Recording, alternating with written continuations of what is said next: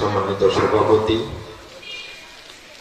উপস্থিত ওলামা কেরাম, অতিথিবৃন্দ, সাথী মণ্ডলী, সামনে উপবিষ্ট শ্রদ্ধেয় মুসলিম ভ্রাতৃমণ্ডলী, আমার প্রাণপ্রিয় ছাত্র ও যুবক ভাইরা, পর্দার আড়ালের মা ও বোনেরা, সকলকে আন্তরিক অভিনন্দন জানাচ্ছি। আল্লাহর কাছে দোয়া করছি আল্লাহ যেন আমাদের এই মাহফিলকে কবুল করে নিন।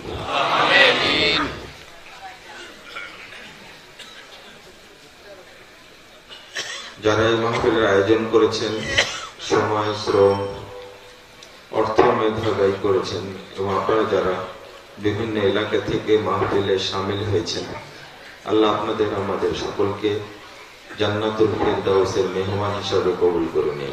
আমিন।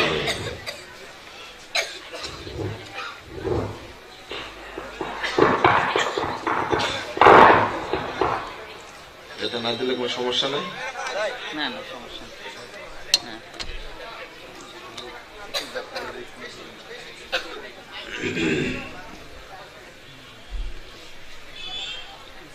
বন্ধুরা আমার, তাবলীগের স্বরূপ নিয়ে আপনাদের সামনে সংক্ষিপ্ত কিছু কথা আলোচনা করব ইনশাআল্লাহ।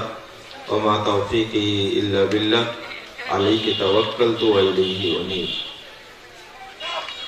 আপনারা যে মাহফিলে অংশগ্রহণ করেছেন, এই ধরনের মজলিস বা মাহফিল অত্যন্ত ফজিলতপূর্ণ। যারা আসেনি এই মাহফিলে তারা হয়তো এই ফজিলত থেকে বঞ্চিত হয়েছে। রাসূলুল্লাহ সাল্লাল্লাহু আলাইহি ওয়াসাল্লাম একটি হাদিসের মধ্যে বলছেন, হাদিসটি বর্ণিত হয়েছে তাবরানী আওসাতের মধ্যে 1556 নম্বর হাদিস।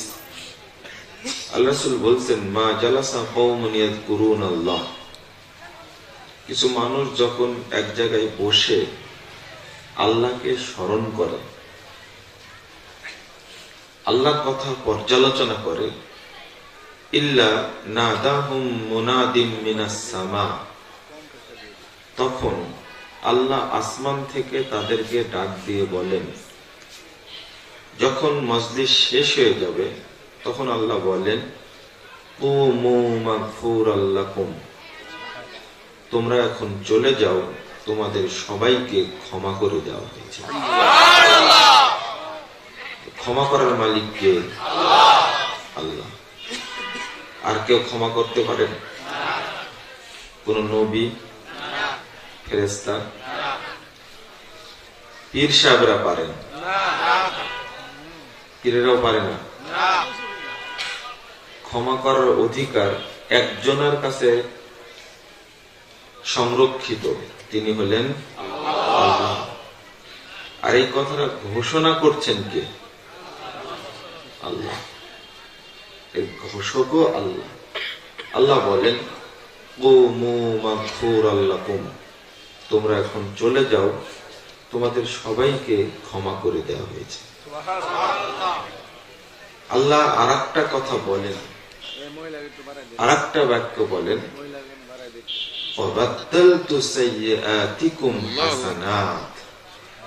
তোমরা জীবনে যত পাপ করেছিলে সমস্ত পাপকে আমি আল্লাহ নেকিতে পরিবর্তন করে দিয়েছি। তাহলে এটা যে ফজিলতপূর্ণ, এতে কোনো সন্দেহ। আপনার আলোচনা শুনতে এসেছেন, বক্তব্য বুঝেন আর চাই না বুঝেন, মজলিসে হাজির হয়েছেন, এটাতেই আল্লাহ রাব্বুল আলামিন এই ফজিলত দান করবেন ইনশাআল্লাহ। আপনাদের কাছে আর একটা দাবি, যে আলোচনা করলেন আপনাদের এলাকার শ্রদ্ধাভাজন ব্যক্তিত্ব, বাংলাদেশের আলেম সমাজের মধ্যে শীর্ষস্থানীয় বিদগ্ধ আলেম শেখ আকরামুজ্জামান বিন আব্দুস সালাম হাফিজাহুল্লাহ তাআলা, আল্লাহ রাসূল বলতেন হাফিজাকাল্লাহ। এই দামাত বারাকাতুহু এই ভাষাটা মানুষের তৈরি, বরং বলতে হবে কি হাফিজাহুল্লাহ। এটা হাদিসের ভাষা, অর্থাৎ আল্লাহ তাকে হেফাজত করুন।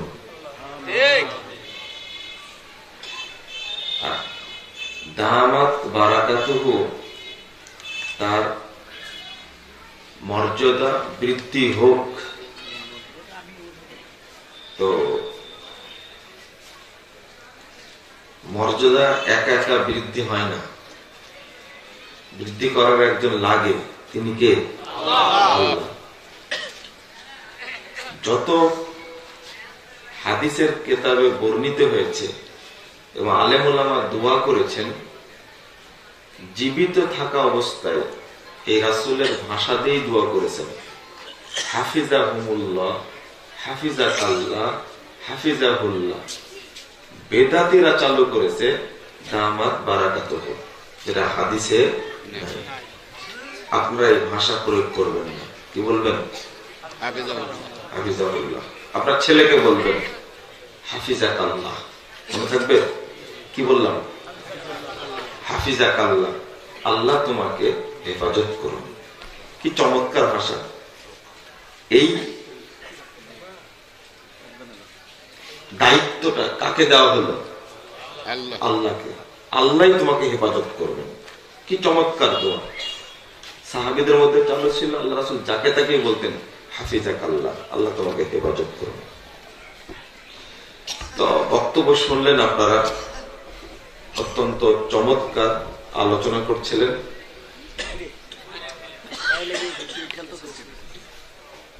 তো বক্তব্য শুনে আমল করবেন, এটা আমি প্রত্যেক আলোচনার শুরুতেই বলি। যা শুনবেন সেটা আমল করবেন। যার ব্যাপারে পুরো আলোচনাটাই করলেন শেখ আকরামুজ্জামান বিন আব্দুস সালাম আল মাদানী হাফিজাহুল্লাহ তাআলা। এখন বক্তব্য শুনে মানার লোক নাই। মানুষ জানছে অনেক, কিন্তু মানে না। মানার লোক খুব কম। এটা খুবই দুঃখজনক, খুবই কষ্টকর।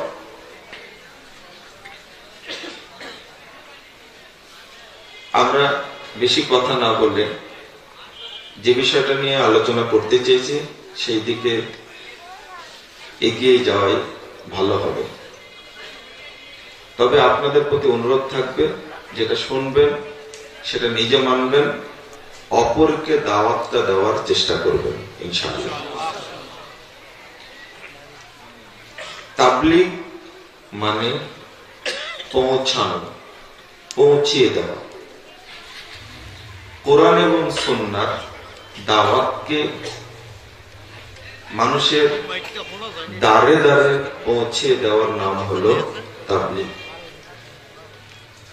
যেটা মুহাম্মদ রাসূলুল্লাহ সাল্লাল্লাহু আলাইহি ওয়াসাল্লাম করে গেছেন, সাহাবীরা করে গেছেন, তাবেঈগণ করে গেছেন, তাবে তাবেঈগণ করে গেছেন, মুহাদ্দিস উলামা কেরাম করে গেছেন। কিন্তু এই তাবলীগটা হতে হবে পবিত্র কোরআন এবং সহিহ হাদিসের আলোকে। এর বাহিরে তাবলীগ করা যাবে না। আল্লাহ রাব্বুল আলামিন বলছেন সূরা নাহল 36 নম্বর আয়াত, ওয়ালাকাদ বা'আসনা ফি কুল্লি উম্মাতিন রাসূলা আন ইবুদুল্লাহ ওয়াজতানিবুত তাগুত। আমি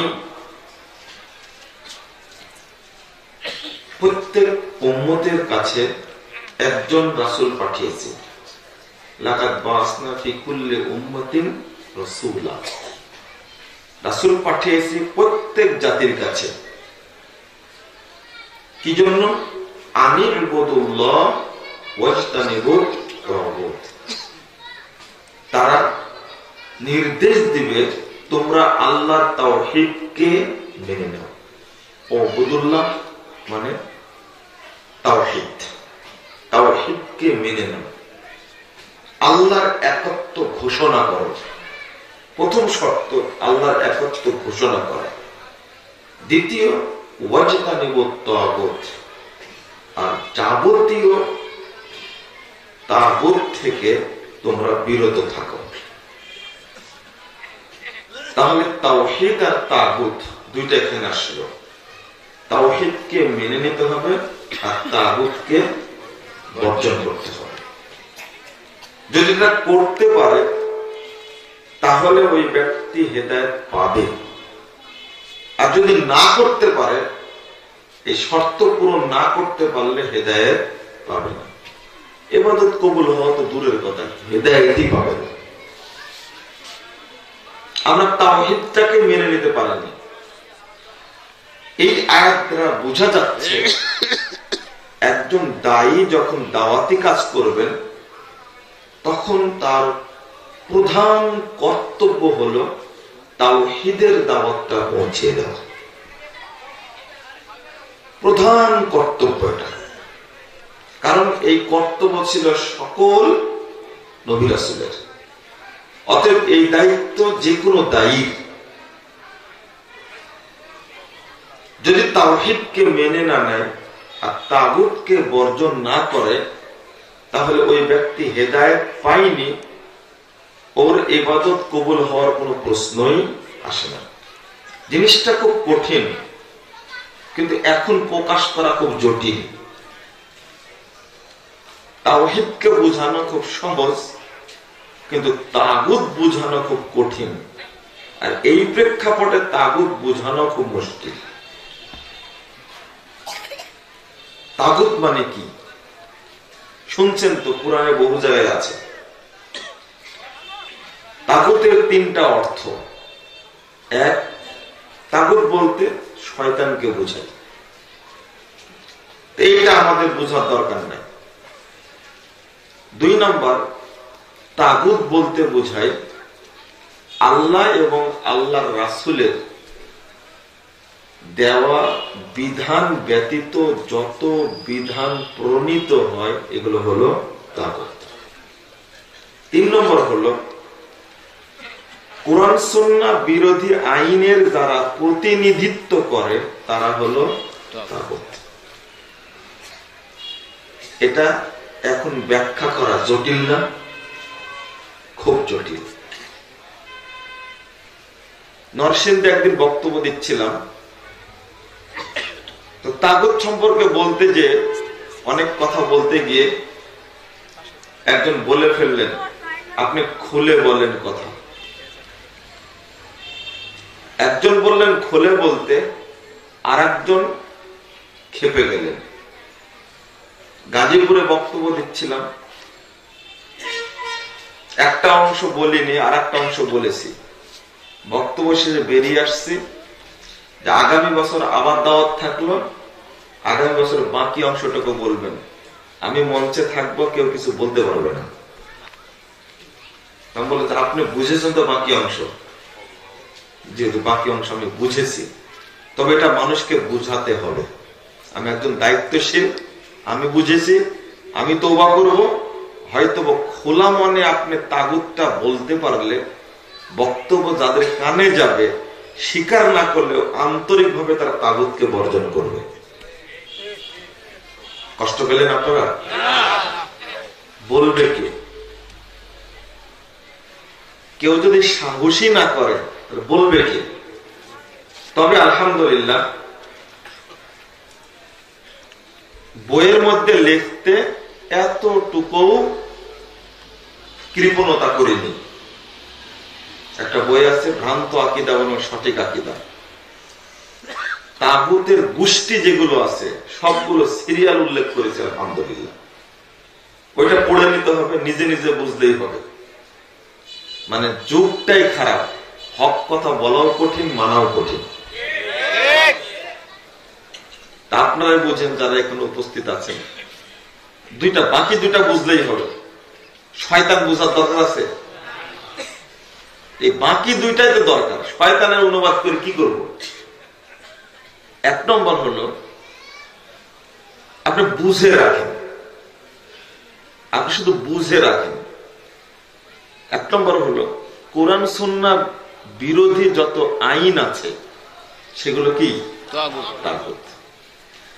কোরআন সুন্নাহ বিরোধী আইনের যারা পরিচালক, প্রতিনিধি, তারা কি তাগুত। আল্লাহ কি বললেন? ওয়াজতানিবুত তাগুত, আর তাগুতকে বর্জন করো।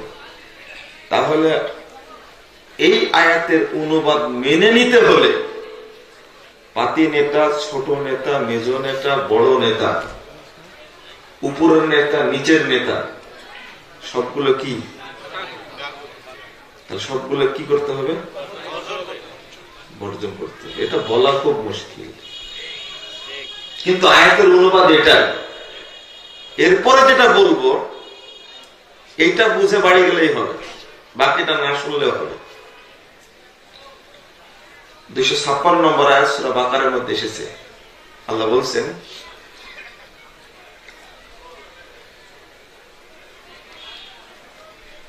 ওমান ইয়াকফুর বিত-তাগুত ওয়া ইউমিন বিল্লাহ। আল্লাহর ওয়াস্তে বলছি, আমার এই কথাটা আপনারা বুঝেন, উপকার হবে ইনশাআল্লাহ।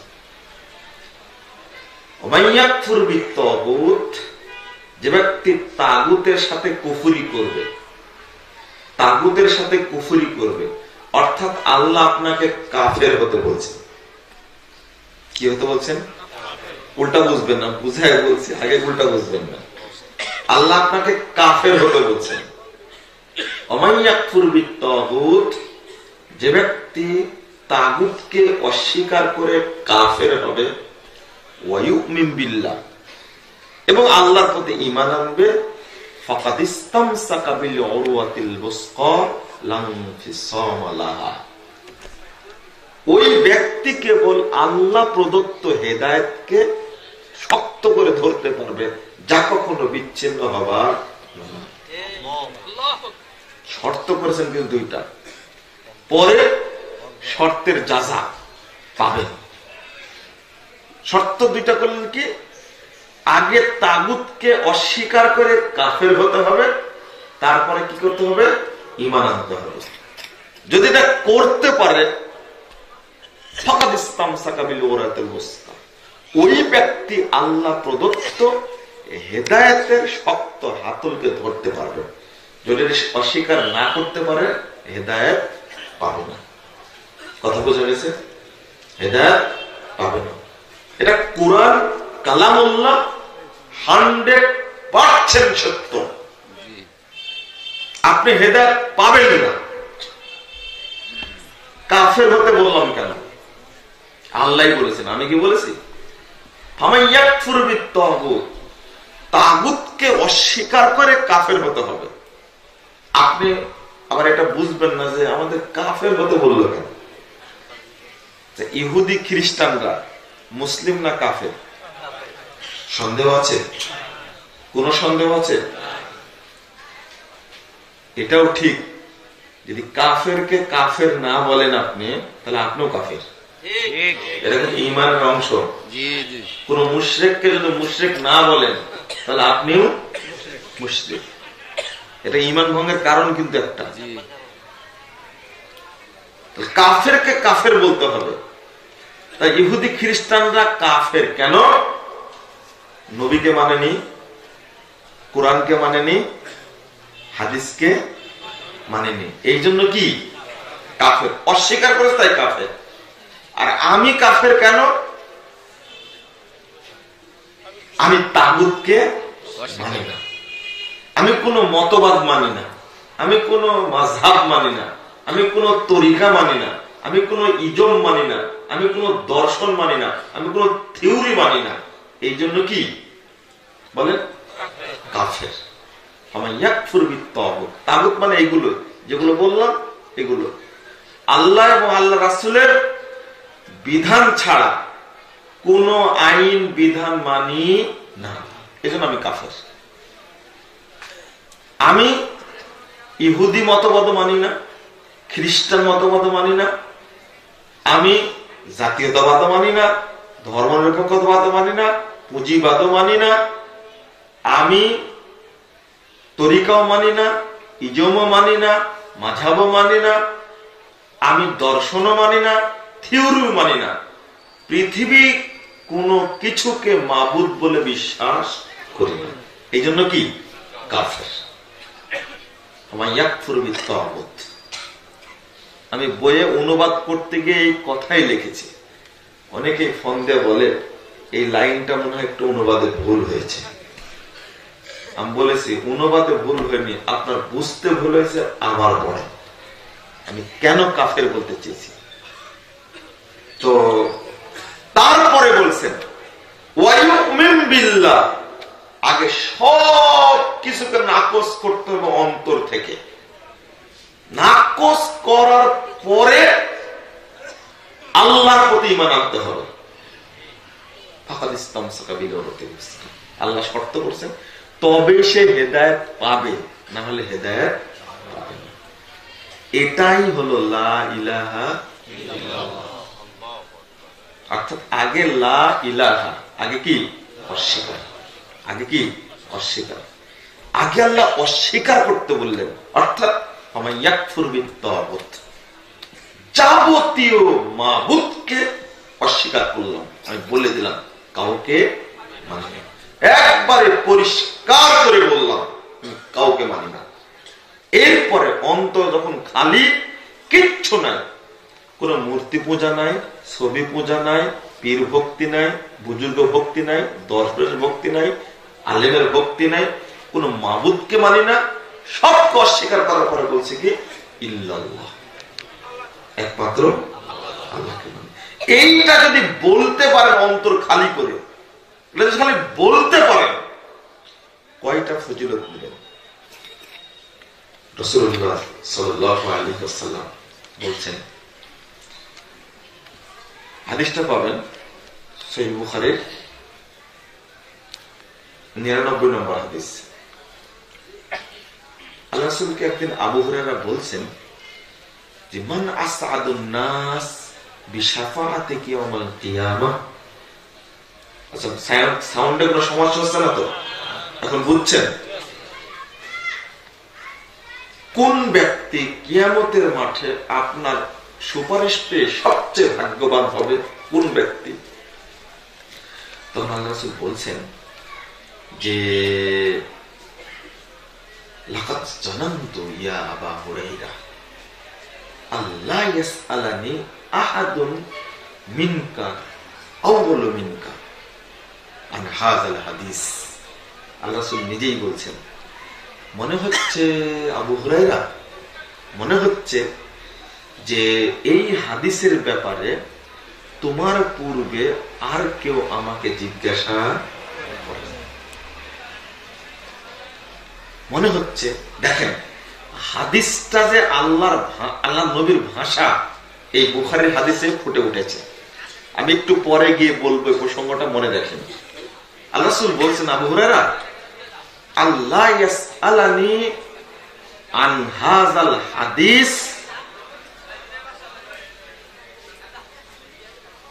আউয়ালু মিনকা, তোমার পূর্বে এই হাদিস সম্পর্কে আমার কাছে মনে হয় কেউ জিজ্ঞাসা করে। লিমা রায়তু মিনকা হিরসাকা আলাল হাদিস, কারণ হলো তোমার মধ্যে হাদিসের প্রতি আগ্রহটা বেশি। এটা কার ভাষা? রাসূল সাল্লাল্লাহু আলাইহি ওয়াসাল্লামের ভাষা। আল্লাহ রাসূল আবু হুরায়রাকে বলছেন। এরপরে উত্তর দিচ্ছেন যে কাল কিয়ামতের মাঠে আমার সৌভাগ্য, আমার শাফাত পেয়ে সৌভাগ্য হবে ওই ব্যক্তি আসআদুন নাস বিশাফাআতি ইয়াউমাল কিয়ামাহ মান ক্বালা লা ইলাহা ইল্লাল্লাহ খালিসাম মিন কলবিহি, যে ব্যক্তি অন্তর থেকে লা ইলাহা ইল্লাল্লাহ বলবে, এই ব্যক্তি আমার সুপারিশ পেয়ে সবচেয়ে ভাগ্যবান হবে। একটু বলেন তো, একটু বলেন তো।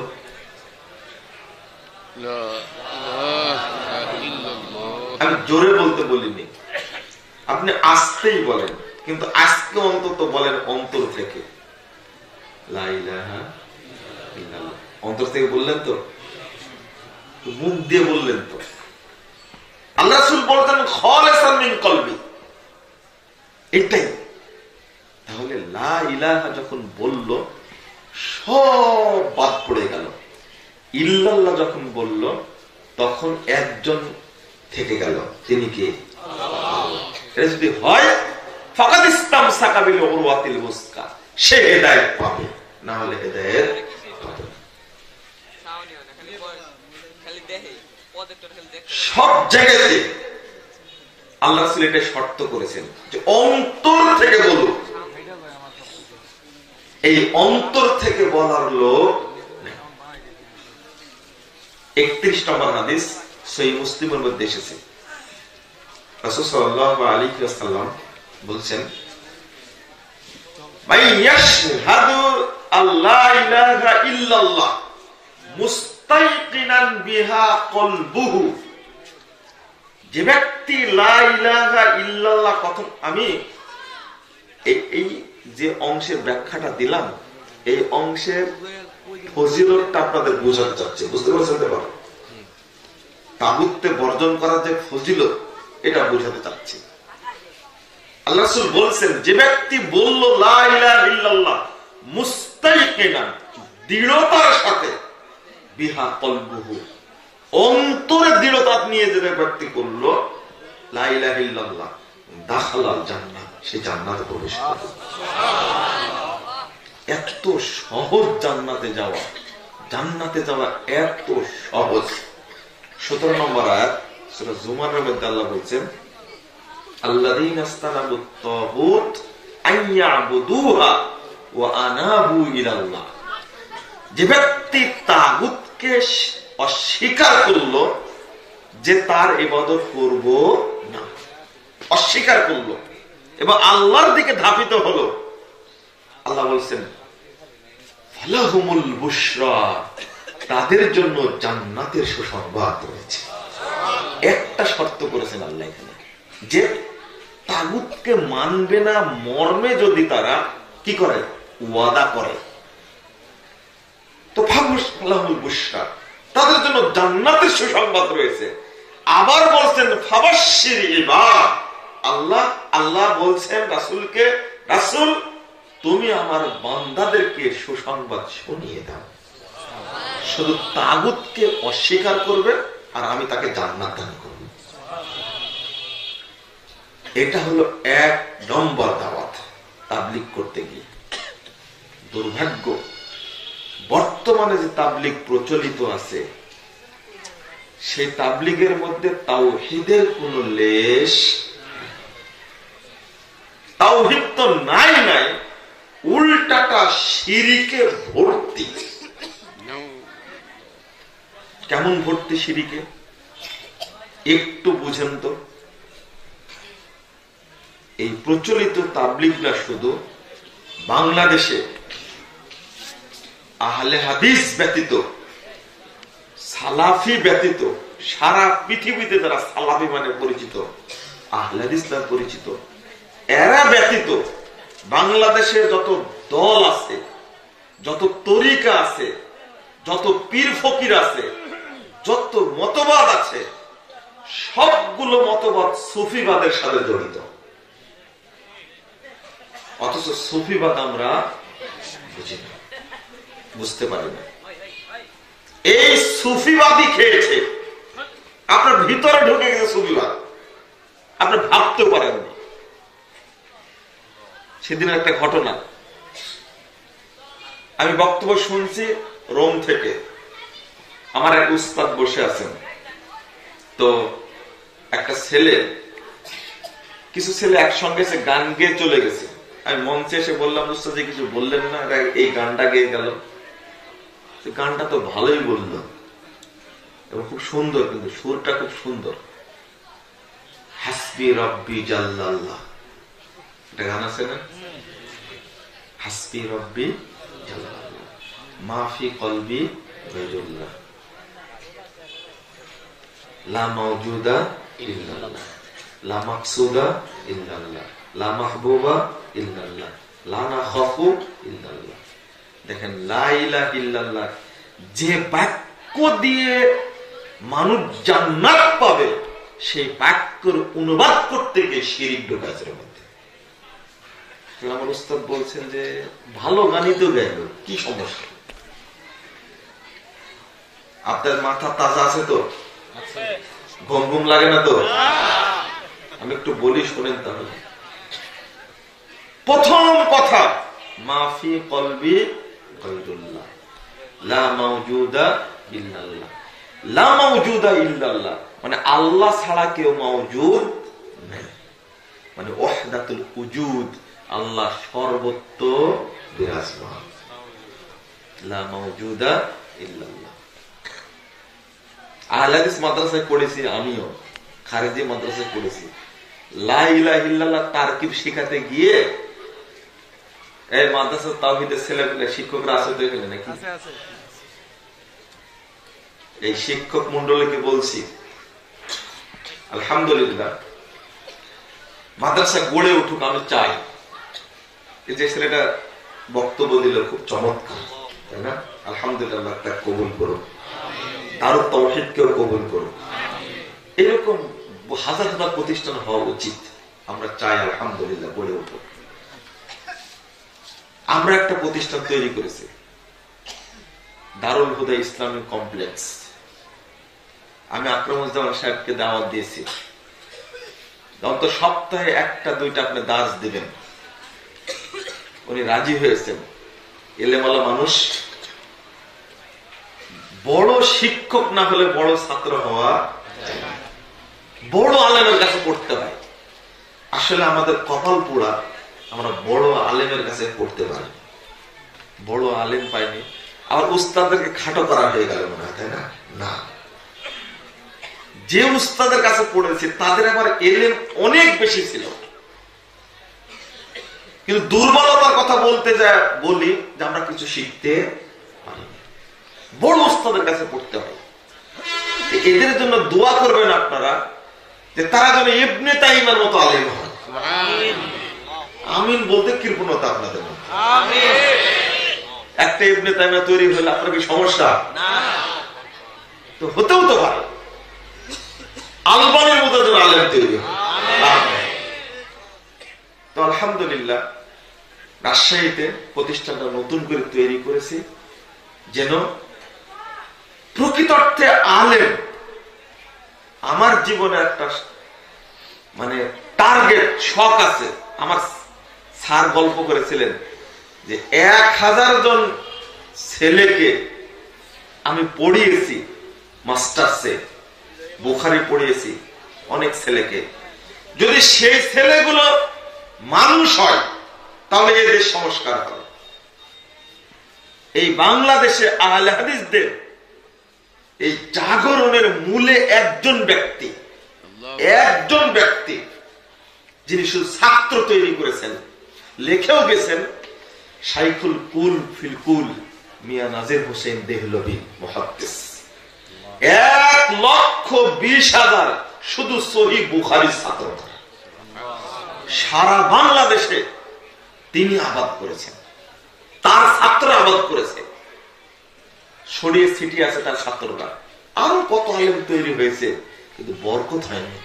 সৈয়দ নাজির হোসেন দেহলভীর ছাত্রদের মাধ্যমে আল্লাহ বরকত নাজির করেছে। যেখানে গেছেন সেই অঞ্চলে তার ছাত্র আছে। তো এখান থেকে যদি একটা ভালো ছাত্র বের হয়, আলহামদুলিল্লাহ, ভালো না? এটা আপনারা দোয়া করবেন। যে কথাটা বলছিলাম, লা ইলাহা ইল্লাল্লাহ তারকিব করতে যে আমাদেরকে বোঝানো হয়েছে লা ইলাহা মাওজুদুন গায়রুল্লাহ, আল্লাহ ছাড়া কেউ মওজুদ নাই। এই অনুবাদটাই ভুল। আর এটা এর কারণ কি জানেন? যত প্রতিষ্ঠান তৈরি হয়েছে উপমহাদেশে, এই সবগুলো ছিল সুফিবাদী মাজার পূজারী প্রতিষ্ঠান। আর ওই প্রতিষ্ঠানগুলোতেই আহলে হাদিস আলেমরা পড়ে এসে সমাজে আহলে হাদিস মানহাজটাকে চালু করতে গিয়ে তারা অনেক সময় খেয়াল করেনি যে এই অনুবাদটা কি হয়ে গেছে, ভুল হয়ে গেছে। এই আকীদাই হলো ওয়াহদাতুল উজুদ, অর্থাৎ সব কিছুর মধ্যে কি আছে? আল্লাহ। এই আকীদা কি ঠিক? এটা তো কুফরি আকীদা। ঠিক মানে কুফরি আকীদা এটা।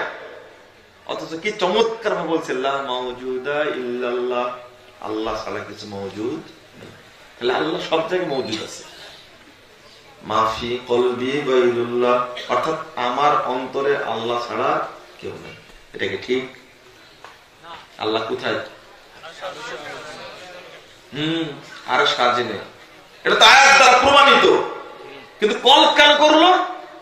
সুফির একটা হাদিস তৈরি করেছে, দারুণ হাদিস। আর রহমান আলাল আরশি ইস্তাওয়া, এটা আল্লাহর কালাম না? রহমান আল্লাহ আরশের উপরে সমুন্নত। কিন্তু ওরা একটা হাদিস তৈরি করেছে কি, কুলুবুল মুমিনি আরশুল্লাহ, মুমিনদের হৃদয়গুলো হলো আল্লাহর আরশ। ওই যে ওখান থেকে আসছে মাফি কলবি গায়রুল্লাহ। তাহলে সবার হৃদয়ে কি আছে? আল্লাহ আছে। আল্লাহ যেহেতু আরশে, ওরা জাল হাদিসটা তৈরি করলো সকল মুমিনের হৃদয় কি? আল্লাহর আরশ। আরেকটা তৈরি করেছে আল কলবু বাইতুর রব, অর্থাৎ অন্তর মানে রবের ঘর। যারই অন্তর আছে তার মধ্যে কি আছে? আল্লাহ আছে। অর্থাৎ যত কল্লা তত আল্লাহ। চালু আছে না কথাটা? কি বুঝলেন আপনি? গানটা এতবার বলছে কিন্তু আসল যে বাক্যটা উচ্চারণ করেন, লা ইলাহা ইল্লাল্লাহর অনুবাদ কি? লা মাবুদা বিহাক্কিন ইল্লাল্লাহ। এটা বলেন, অনুবাদের মধ্যে নাই। সুফিবাদের বিস্তার। মাজারে বসে কালেমা পড়ছে লা মাকসুদা ইল্লাল্লাহ। এটার সমস্যা কি? ওরা উদ্দেশ্য মানে অনুবাদ করে, অর্থাৎ আল্লাহ বলেছেন আল্লাহ আরশের উপরে সমুন্নত, সুউচ্চ হলেন, সমুন্নত হলেন, তাহলে আল্লাহর আকার প্রমাণিত হয়। কিন্তু যদি অনুবাদ করা যায় তিনি উদ্দেশ্য করলেন, তাহলে কি আর আকার প্রমাণিত হলো? এই জন্য করেছেন লা মাকসুদা ইল্লাল্লাহ। এটাও ভুল। বন্ধুরা আমার, এটা কঠিন হয়ে গেল আলোচনা? না, কঠিন না। আপনারা যদি না বুঝে কাকে বুঝাবো? আর এইভাবেই তো শিরিক ঢুকে যাচ্ছে, কিছু মনেই করে না। সুফিবাদী আকীদা ঢুকে গেছে ভিতরে, কিছু মনেই করছে না। কত খারাপ কথা। সুফিবাদের প্রথম প্রবক্তা হিসাবে প্রচলিত সেটা হলো বায়েজিদ বোস্তামি, আছে না? বায়েজিদ বোস্তামিকে এত ভক্তি করে, তার নামে এত কথা বলে, অথচ বায়েজিদ বোস্তামি নিজে আল্লাহ দাবি করেছিল। তার একটা কমন কথা, তলাবতুল্লাহ সিত্তিনা সানা, আব্দুর রহমান আদ-দিমাশকি, তিনি আল নকশবন্দি একটা বইয়ের ৬২ পৃষ্ঠার মধ্যে তথ্যগুলো পেশ করেছেন। তার বক্তব্য যে আমি আল্লাহকে খুঁজছি ৬০ বছর যাবত। কয় বছর? ৬০ বছর। এখন দেখছি আমি নিজেই আল্লাহ। খুঁজে খুঁজে কোথাও আল্লাহকে পাইনি। শেষে কি বলছে? আমি নিজেই আল্লাহ। কেউ ডাক দিলে বাড়ির মধ্যে থেকে বলতো লাইসা ফিল বাইতি গায়রুল্লাহ, কাকে ডাকছো? বাড়িতে আল্লাহ ছাড়া কেউ নাই। সবচেয়ে খারাপ কথা ও নিজে নিজেই বলতো সুবহানি সুবহানি মা আযামা শানি, আমি কতই না পবিত্র, আমি কতই না পবিত্র, আমার মর্যাদা কতই না বেশি। সুবহান কথাটা কার সাথে জড়িত? আমরা বলি না সুবহানাল্লাহ? বলি তো সুবহানাল্লাহ, আল্লাহর সাথে জড়িত। বায়েজিদ বোস্তামি নিজের সাথে জড়াইত না।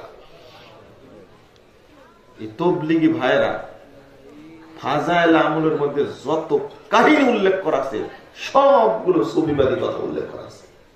কবর নিয়ে, স্বপ্ন নিয়ে কথাগুলো উল্লেখ করা আছে। তাদেরকে কে বুঝাবে আর বুঝবে কে?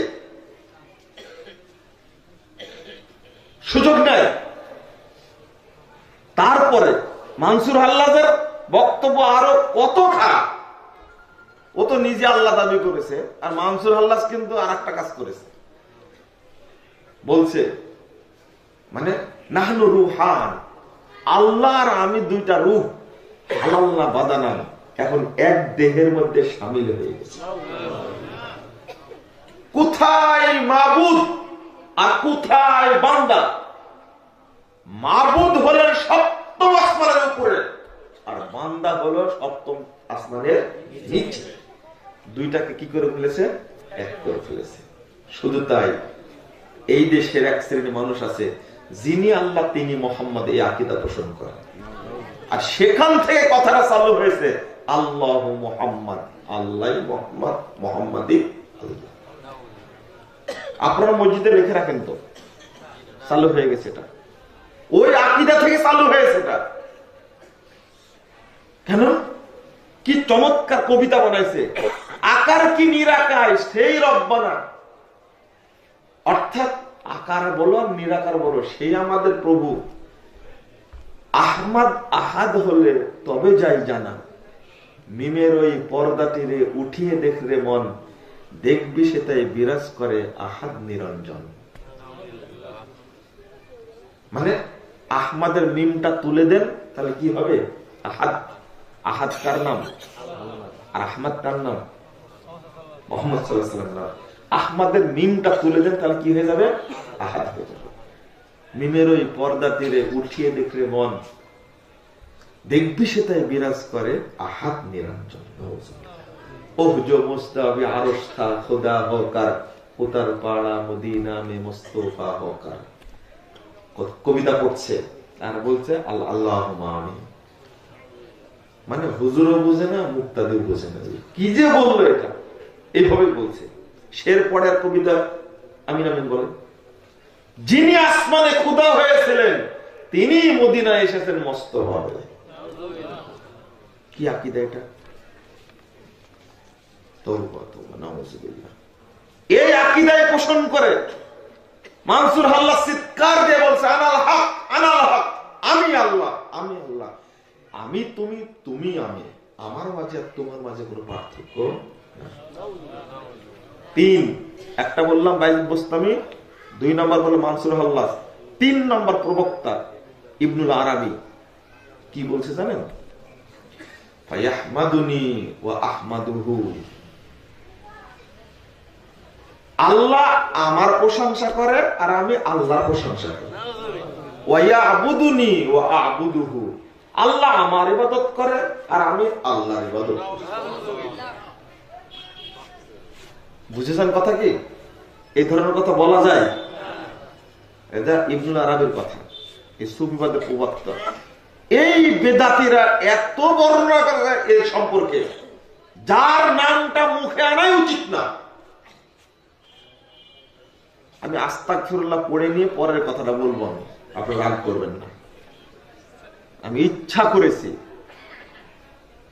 যখনই সুযোগ পাবো বলার, অন্তত কিছু মানুষ হলেও যদি বুঝে সুফিবাদ এত খারাপ জিনিস, তবু নেকি পাবো ইনশাআল্লাহ। কারণ বাংলাদেশের সব দলের মধ্যে সুফিবাদ আছে। এই সুফিবাদের মতবাদের মুখোশ উন্মোচন করতেই হবে। আমি এই ক্ষেত্রে সহযোগিতা চাই যুবক ভাইদের। যুবক ভাইরা, তোমরা নিশ্চিত থাকো, আশা রাখতে পারো আগামী প্রজন্মটা হবে তোমাদের প্রজন্ম ইনশাআল্লাহ। আজকের প্রজন্ম চেঞ্জ হলে, আগে শিরকের বিরুদ্ধে কথা বলা যেত না, বেদাতের বিরুদ্ধে কথা বলা যেত না, এখন আলহামদুলিল্লাহ বলা যায় যুবকদের জাগরণের কারণে। আগামী দিনে ইনশাআল্লাহ, বেশি টাইম লাগবে না, 5 বছর আগে বলা যেত না, এখন বলছি, আগামী দিন বাংলাদেশের প্রত্যেকটি জায়গায় যুবকদের ভিতরে তাওহীদের এমন একটা জাগরণ তৈরি হবে, যারা মাজার তৈরি করেছে মাজার তারাই ভেঙে দেবে ইনশাআল্লাহ। পরিবেশ তৈরি হবে ইনশাআল্লাহ। আমি অবশ্যই আশাবাদী, অবশ্যই আশাবাদী, আল্লাহ অবশ্যই কবুল করবেন ইনশাআল্লাহ। আশান্বিত বলছে ইন্নামার রিজাল ইযা ইউজাজিজু যাওজাতাহু ইউজাজিজুল হক। আস্তাগফিরুল্লাহ। লোকেরা যখন স্ত্রীর সাথে আলিঙ্গন করে তখন মূলত তারা আল্লাহর সাথে আলিঙ্গন করে। নাবলুসি বলছে, কি বলছে এই ব্যাখ্যা দিচ্ছে, ইন্নামা ইয়ানকিহুল হাক্কা, মূলত আল্লাহর সাথে সহবাস করে। ঈমান থাকবে? আমি একটু বুঝালাম সুফিবাদে আকীদা কত নিচু, কত খারাপ, কত জঘন্য। যে কথাগুলো আমি উল্লেখ করে দিয়েছি, অনেকেই বলে যে আপনি কথাগুলো এইভাবে লিখলেন, জীবনের ভয় করলেন না। জীবনের ভয় কি করে? জীবনের মালিক কি আসলে? কিছুদিন আগে আলহামদুলিল্লাহ একটা বই প্রিন্ট হয়েছে, তাবলীগের স্বরূপ। বইটা আপনারা যেখান থেকে পাবেন সংগ্রহ করে নেবেন। আমি দুঃখিত, আগে বুঝতে পারিনি। বইটা প্রিন্ট করার পরে যে এক সপ্তাহের মধ্যে শেষ হয়ে যায় বুঝতে পারিনি। আলহামদুলিল্লাহ তো আবার প্রিন্ট হয়েছে, হয়তো কালকে থেকে না আজকে থেকে পাওয়া যাচ্ছে জানি না। আলহামদুলিল্লাহ আমি দাবি করি এই সুফিবাদী আকীদা সম্পর্কে মানুষকে ধারণা দেওয়ার জন্য আপনারা এই বইটা ছড়ানোর ব্যবস্থা করবেন ইনশাআল্লাহ। এটা আপনাদের দাবি করি। প্রথম দাবি করি, দোয়া করেন আল্লাহ যেন প্রত্যেকটা মানুষের হাতে হাতে এটা পৌঁছানোর ব্যবস্থা করেন, আল্লাহ যেন কবুল করেন, আমিন। যদি এই আকীদা থাকে তাহলে তাবলীগ করে কোন লাভ হবে না। আগে তাওহীদ, তারপরে আমল। তাওহীদ নাই তো আমল করে লাভ কি হবে? আর যে আমলটা করছি এই আমলটা আবার কোরআন হাদিস দ্বারা প্রমাণিত নয়, এটা হলো আরেক বিপদ। আরেক বিপদ। আল্লাহ বলে দিলেন একটা, করছি আরেকটা। এই অধিকার আমাকে কে দিল আর কেনই করতে গেলাম আমি? আল্লাহ রাব্বুল আলামিন মুহাম্মদ সাল্লাল্লাহু আলাইহি সাল্লামকে বলে দিচ্ছেন সূরা মায়েদা 67 নম্বর আয়াত, ইয়া আইয়ুহার রাসূল বাল্লিগ মা উনজিলা ইলাইকা মির রাব্বিক। হে রাসূল আপনি তাবলীগ করুন, মা উনজিলা যা নাজিল হয়েছে, ইলাইকা আপনার প্রতি, মির রাব্বিক আপনার প্রভুর পক্ষ থেকে। মানে যেটা নাজিল হয়েছে আল্লাহর পক্ষ থেকে ওইটা বলুন। ওয়াইল্লাম তাফআল ফামা বাল্লাগতা রিসালাতা, যদি আপনি এটা না করেন তাহলে রিসালাতের দায়িত্ব আপনি পালন করলেন না। আচ্ছা, আল্লাহর নবী কি নিজের পক্ষ থেকে কোনো কথা বলেছেন? সাহস ছিল? সাহসই ছিল না। আমরা কেমনে বানালাম? ফাজাইলে নামাজ অংশে একটা কথা উল্লেখ করা আছে 116 পৃষ্ঠায়। কথাটা খুব দারুণ। যে ব্যক্তি জামাতের সাথে একত্র সালাত আদায় করবে এই ব্যক্তি 3,35,54,432 গুণ নেকি পাবে।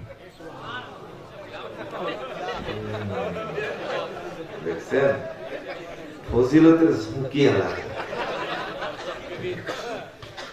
ফজিলতের ঝুঁকি আলাদা। দেখছেন মানে কি বলবো আপনাদের, সুবহানাল্লাহ বলে অভ্যাস, মানে কোথায় যে সুবহানাল্লাহ বলবে আর কোথায় যে নাউজুবিল্লাহ বলবে। দাদা বাথরুম থেকে বের হচ্ছে আর বলছে আল্লাহুম্মা বিসমিকা আমুতু ওয়া আহইয়া। হাসলেন কেন?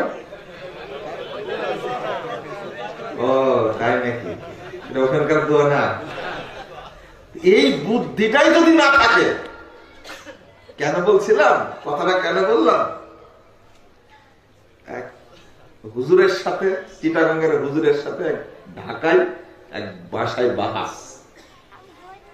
তো উনি বলছেন সালাতে দাঁড়ানোর সময় পড়তে হবে ইন্নী ওয়াজ্জাহাতু ওয়াজহা লিল্লাযী ফাতারাস সামাওয়াতি ওয়াল আরদি হানিফা ওয়া মা আনা মিনাল মুশরিকিন। তখন পাশে এক লোক বসা ছিলেন। তো ভালোই তো, আপনি এটা আয়াতটা এখানে যোগ করে দিলেন, তাহলে তো ভালোই। আমার দাদাও যোগ করতেন। কেন, কি যোগ করতেন? বলছে দাদা মানে খাওয়া দাওয়ার পরে দাদা বলছে আল্লাহুম্মা ইন্নী আউযু বিকা মিনাল খুবুসি ওয়াল খাবাইস। বুঝেননি তো? এখানকার দোয়া কি এটা? ও দাদার ভুল ধরলেন, কিন্তু আপনার ভুলটা ধরলেন না। এটা কি যায় নামাজে জানানোর দোয়া? ওইটা বুঝলেন, এটা বুঝবেন না আপনি। যেখানকার নাক সেখানে লাগাতে হয়, চলবে কি অন্য জায়গায়? লাগালেন কেন আপনি? কেন লাগালেন?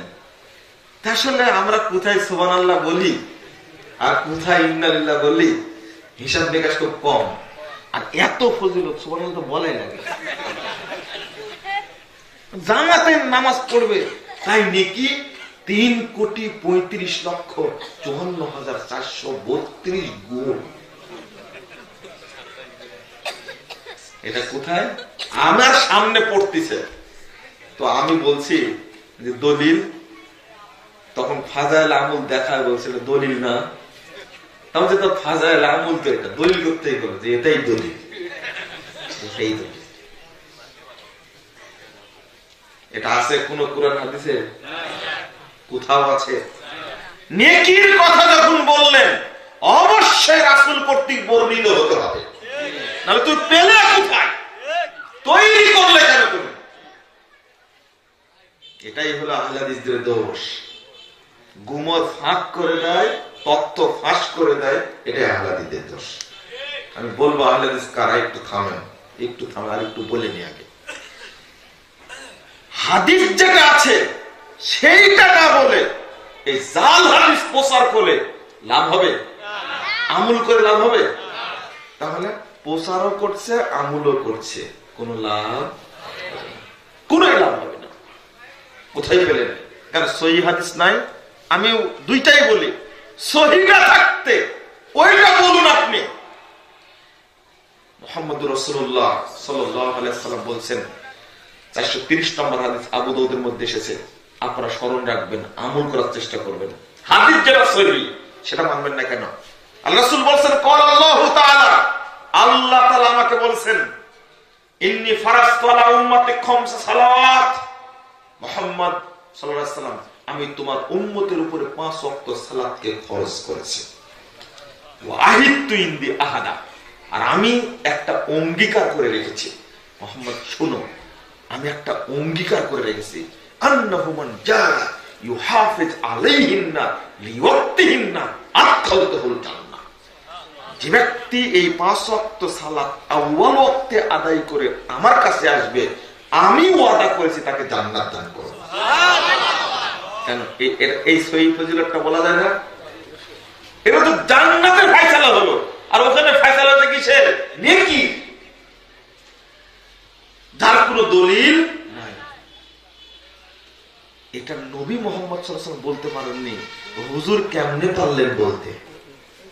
আল্লাহ বললেন বাল্লিগ, আপনি পৌঁছিয়ে দিন, মান নুসিলা, যা নাজিল করা হয়েছে আপনার প্রতি, মির রাব্বিক, আপনার প্রভুর পক্ষ থেকে, ওইটা পৌঁছান। আল্লাহ নবীর সাহস ছিল কেমনে? সাহস তো থাকার প্রশ্নই আসে না। 145 নম্বর হাদিস আবু দাউদের মধ্যে এসেছে। হাদিসটা বললেই বুঝতে পারবেন আল্লাহ রাসূলের অবস্থা কি। আল্লাহ রাসূল বলছেন, একদিন তিনি ওযু করছেন, ওযু করার সময় মুখমণ্ডল ধৌত করে এক চুল্লু পানি নিয়ে দাঁড়ির নিচে দিচ্ছে। তো সাহাবীরা ভাবছেন যে এক চুল্লু পানি দিয়ে দাঁড়ি ভিজবে, কি হবে, এখানে এতটুকু পানি দিয়ে কি লাভ হবে, ভাবখানা এইরকম। রাসূল সাল্লাল্লাহু আলাইহি ওয়াসাল্লাম তখন বলছেন সাহাবীদেরকে, হাকাযা আমারানি রাব্বি আযজা ওয়া জাল। সাহাবীরা, এই এক চুল্লু পানি দাঁড়ির নিচে দেওয়ার জন্য আমার আল্লাহ আমাকে নির্দেশ দান করেছেন। মানে এক চুল্লু পানি দেওয়ার অধিকার নবীর ছিল, হুজুরের অধিকার থাকলো কি করে 3,35,00,000 ফজিলত গ্রহণ করার? কেমনে পারলো? কোথায় থেকে পারলো? আল্লাহ এটাও বলে দিচ্ছেন সূরা হাক্কা 44, 45, 46 নম্বর আয়াত, ওয়ালাহু তাকাওয়ালা আলাইনা বা'দাল আলা কাবিল লা খাযনা মিনহু বিল ইয়ামিন সুম্মা লাকাতানা মিনহু লাতিন।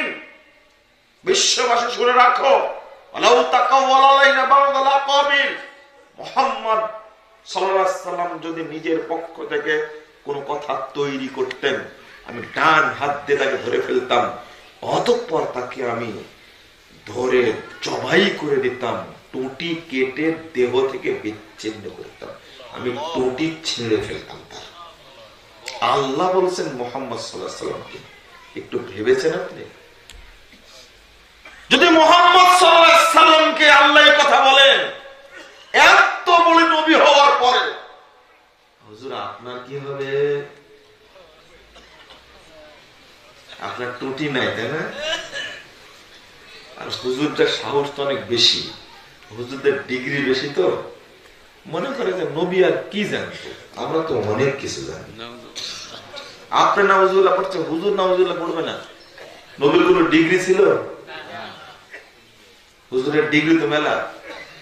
হুজুর হাটহাজারী, হুজুর মাদানী, হুজুর দেওবন্দি, হুজুর মুফতি, হুজুর ফকি, হুজুর ট্রিপল কামেল, ট্রিপল দাওরা, আরো কি যেন honours pass, masters pass, doctor, professor, আমার চিস্তি, সাবেরি, নানান পীরে কামেল, মুজাদ্দিদ জামান, হুজুরে কেবলা, এতগুলো ডিগ্রি তার, শেষে নামটাই খুঁজে পাচ্ছে না, ঢাকা হুজুর।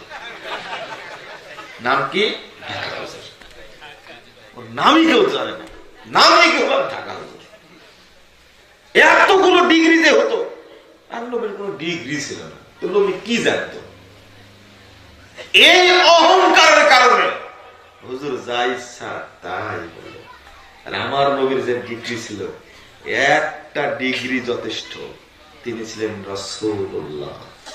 তোমার 14 কোটি ডিগ্রি থাকতে পারে, 5 পয়সা দাম নাই রাসূলের একটা ডিগ্রির কাছে। এত অহংকার কেন? কেন তৈরি করতে পারো? আল্লাহ নবীকে যাতা বড় নবী। 172 নম্বর হাদিস, সহিহ মুসলিম খুলুন।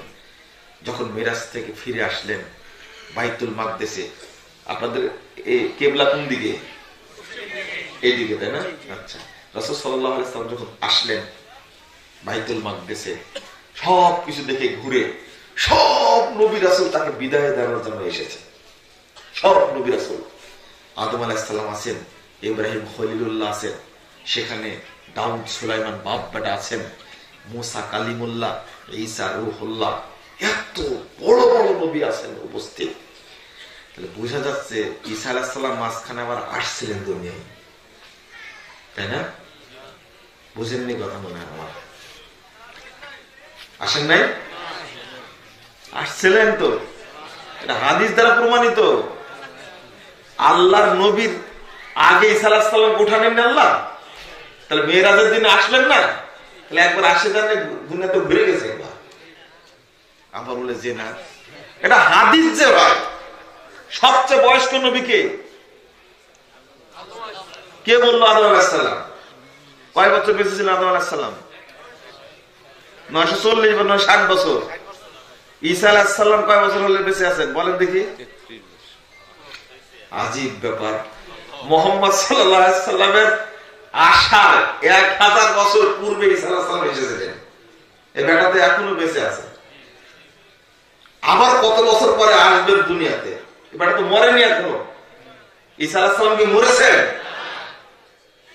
যখন আসবেন এখানে তখন বয়স 33 হবে, কিন্তু বয়স কত চিন্তা করেন একটু। সবচেয়ে বয়স্ক নবী তো, তাহলে মাঝখানে দুনিয়া আবার ঘুরে গেছে, এটা হাদিস দ্বারা প্রমাণিত। রাসূল সাল্লাল্লাহু আলাইহি সাল্লাম বলছেন সব নবী উপস্থিত, আদম আলাইহিস সালাম আছেন, 2 রাকাত সালাত আদায় করবেন, ইমামতি করবেন। কে ইমাম হবে? তো ঠিক ওই মুহূর্তে জিবরিল আমিন এসে আমার হাতটি টান দিয়ে ধরে সামনের দিকে নিয়ে বলছে, সব উপস্থিত থাকলেও ইমামতির দায়িত্ব আপনার। আল্লাহ বলছেন আমানতুহুম, আমি ইমামতি করলাম সবার। যখন ঘুরে বসেছি তখন দেখছি আমার পিছনে পৃথিবীতে যত নবী রাসূল এসেছিলেন সবাই আমার মুক্তাদি। এত বড় নবী, অথচ তিনি একটা একটা কথা নিজের পক্ষ থেকে বলতে পারেননি। হুজুর বলছেন বলেন সুবহানাল্লাহ। কারণ একবার সুবহানাল্লাহ বললে 49 কোটি নেকি হয়। এবার বুঝেছেন? ঠকলে তো একবারই ঠকে, কানার লাঠি একবারই হারায়। এখন আর বলবেন না সুবহানাল্লাহ। আশ্চর্য, কে শিক্ষা দিল? গোটা দেশে হুজুরেরা প্রচার করেছে, মুরব্বীরা প্রচার করেছে। এই গাছটির যে কি ফজিলত চিন্তা করেন, কোন মসজিদ বাদ নাই। 49 কোটি নেকিতে ভাবে সুবহানাল্লাহ বললে সব জায়গায় প্রচার করেছে। অথচ সুবহানাল্লাহ 12টা বাজাইছে। আল্লাহর নবী যেটা বলছেন, আপনারা বিরক্ত হচ্ছেন কি? আল্লাহর নবী বলছেন 556 নম্বর হাদিস, সহিহ মুসলিম 118 পৃষ্ঠা প্রথম খণ্ডের মধ্যে এসেছে। রাসূল সাল্লাল্লাহু আলাইহি ওয়াসাল্লাম বলছেন, কেউ যদি সুবহানাল্লাহ বলে আল্লাহ এত খুশি হন, আল্লাহ এত খুশি হন, 7টি আসমানে যত জায়গা আছে, 7টি জমিনে যত জায়গা আছে, সমস্ত জায়গাকে আল্লাহ নেকিতে পূর্ণ করে দেন। আমরা 49 কোটি নেকি দ্বারা আপনার গাজীপুর জেলা ভরবে? কোন জেলা এটা? এটা ঢাকা। হ্যাঁ, আব্দুল্লাহপুর ভর্তি হবে? হ্যাঁ, সামরখানি ভর্তি হবে। তাই না? কোথায় সুবহানাল্লাহর ফজিলত আল্লাহ রাসূল বর্ণনা করলেন? হুজুর না জানি একটা মাইরি দিয়েছে মনে করেন, হাদিসের সাথে কি হয়ে গেছে? অমিল হয়ে গেছে। এইগুলোই বর্ণনা, এগুলো কি তাবলীগ? তাহলে কোরআন এবং সুন্নাহ যারা তাবলীগ করতে বলেছেন, এটা তো এগুলো বলছে ভুয়া। যেগুলো কি ভুয়া, এখন জাল বলা শুরুই করেনি। যেগুলো জাল ওগুলো বলা শুরুই করেনি। আর একটা তৈরি করেছে, কি চমৎকার! এক ভ্যান চালক আমার কাছে খুব কষ্ট করে বলছে, জানা খুব কষ্ট হয়েছে। কেন এত কষ্ট পেলেন কেন? তো বলছে যে আমি জহরটা পড়তে পারিনি, আসরের টাইমে গিয়ে জহরও পড়েছে, আসরও পড়েছে, বেরিয়ে আসছে, মুয়াজ্জিন মুরব্বী আমাকে ধরে বলছে আসর পড়তে এত সময় লাগে? আমরা চাচা ভ্যান চালক মানুষ, আমি জহরটা পড়তে পারছিলাম না, জহরও পড়লাম আসরও পড়লাম, দেরি হয়ে গেছে একটু। ও নামাজ তুমি কাজা করেছো? জহরটা কাজা হয়ে গেছে। তোমাকে 2,88,00,000 বছর জাহান্নামে থাকতে হবে, কোনো উপায় নেই। কত? 2,88,00,000 বছর জাহান্নামে থাকতে হবে। তখন বলছে যে চাচা পড়লাম, যে আমি যদি পড়লাম, পড়লেও তোমাকে 2,88,00,000 বছর জাহান্নামে থাকতে হবে। ভ্যান চালক মাথায় হাত দেয়, বলছে যে নামাজ না পড়াই ভালো ছিল। আচ্ছা উপায় আছে এছাড়া? পড়ে একজন ভ্যান চালক হতেই পারে, নামাজ হতে পারে না? আপনি ঘুমাচ্ছিলেন, নামাজ কাজা হয়ে গেছে, আপনি তো মানুষ।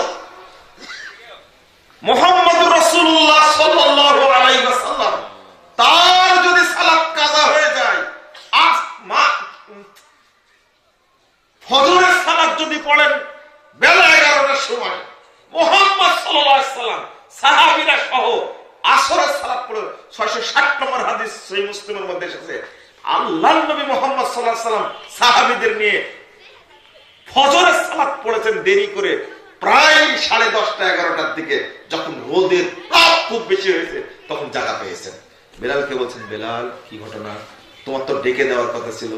বেলাল মিসকিন মানুষ বলছে, আল্লাহ রাসূল আমি সালাত পড়তে পড়তে আপনাকেও যিনি ঘুমায় দিয়েছেন, আমাকেও তিনি ঘুমায় দিয়েছেন, কিছু করার নাই, উঠো এখান থেকে, শয়তান এখানে বাসা বেঁধেছে। দূরে গিয়ে বেলাল আযান দিলেন, ইকামত দিলেন, আগের মতোই তিনি সালাত আদায় করলেন। তখন বেলা বাজছে 10টা, 10:30, 11টার মতো। তাহলে এই সাহাবীরা রাসূল সহ কত বছর থাকবেন? পড়ছেন আপনি? 596 নম্বর হাদিস সহিহ বুখারীর মধ্যে এসেছে, আল্লাহ রাসূল একদিন খাইবারের যুদ্ধের দিনে বাটপারি করছিল ইহুদিরা, শেষে জহর, আসর, মাগরিব এই 3 ওয়াক্তের সালাত আদায় করেছেন মাগরিবের পরে। তাহলে তারা কত বছর থাকবে? এটা তো সম্পূর্ণ হাদিস বিরোধী। ওটা বললো 125 পৃষ্ঠা, ওইটা 125 পৃষ্ঠা।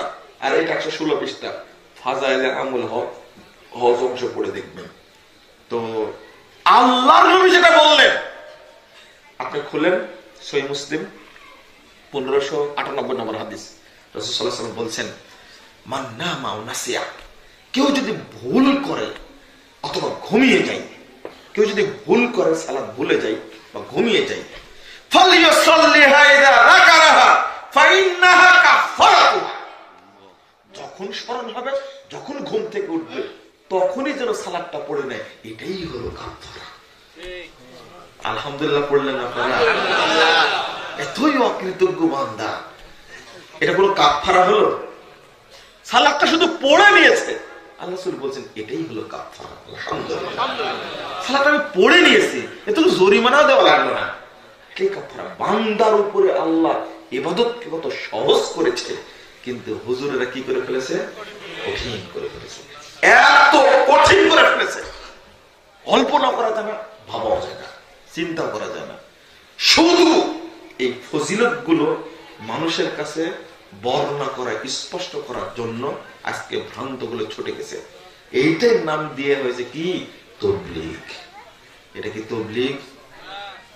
আস্তাগফিরুল্লাহ। অনেক কাহিনীর মধ্যে এইগুলো প্রচার করা হয়, এমন জিনিস প্রচার করা হয়, ফাজাইলে হাসবের আপনার 28 পৃষ্ঠা 31 পৃষ্ঠা একটা কাহিনী বর্ণিত হয়েছে। আহমদ রিফাই নামক একজন ব্যক্তি, তিনি চলে গেলেন হজ করার পরে মদিনায় গিয়ে রাসূলের কবরের পাশে কিছু কবিতা পড়লেন। কবিতার অনুবাদ হলো এই যে, আমি এতদিন আমার রূহকে পাঠাতাম সালাম দেওয়ার জন্য, আজকে সরাসরি আমি নিজে এসেছি, একটু আপনার হাতে আমি চুম্বন করতে চাই, হাত মোবারকে।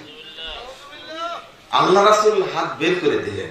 নাউজুবিল্লাহ, এখনই পড়লে হবে, একটু পরে পড়েন। নাউজুবিল্লাহ, হাত বের করে দিলেন।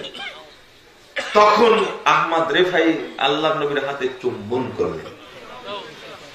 ওই সময় মসজিদে নববীতে 555 হিজরির ঘটনা, 555 হিজরির ঘটনা, ওই সময় মসজিদ নববীতে 90,000 মানুষ উপস্থিত।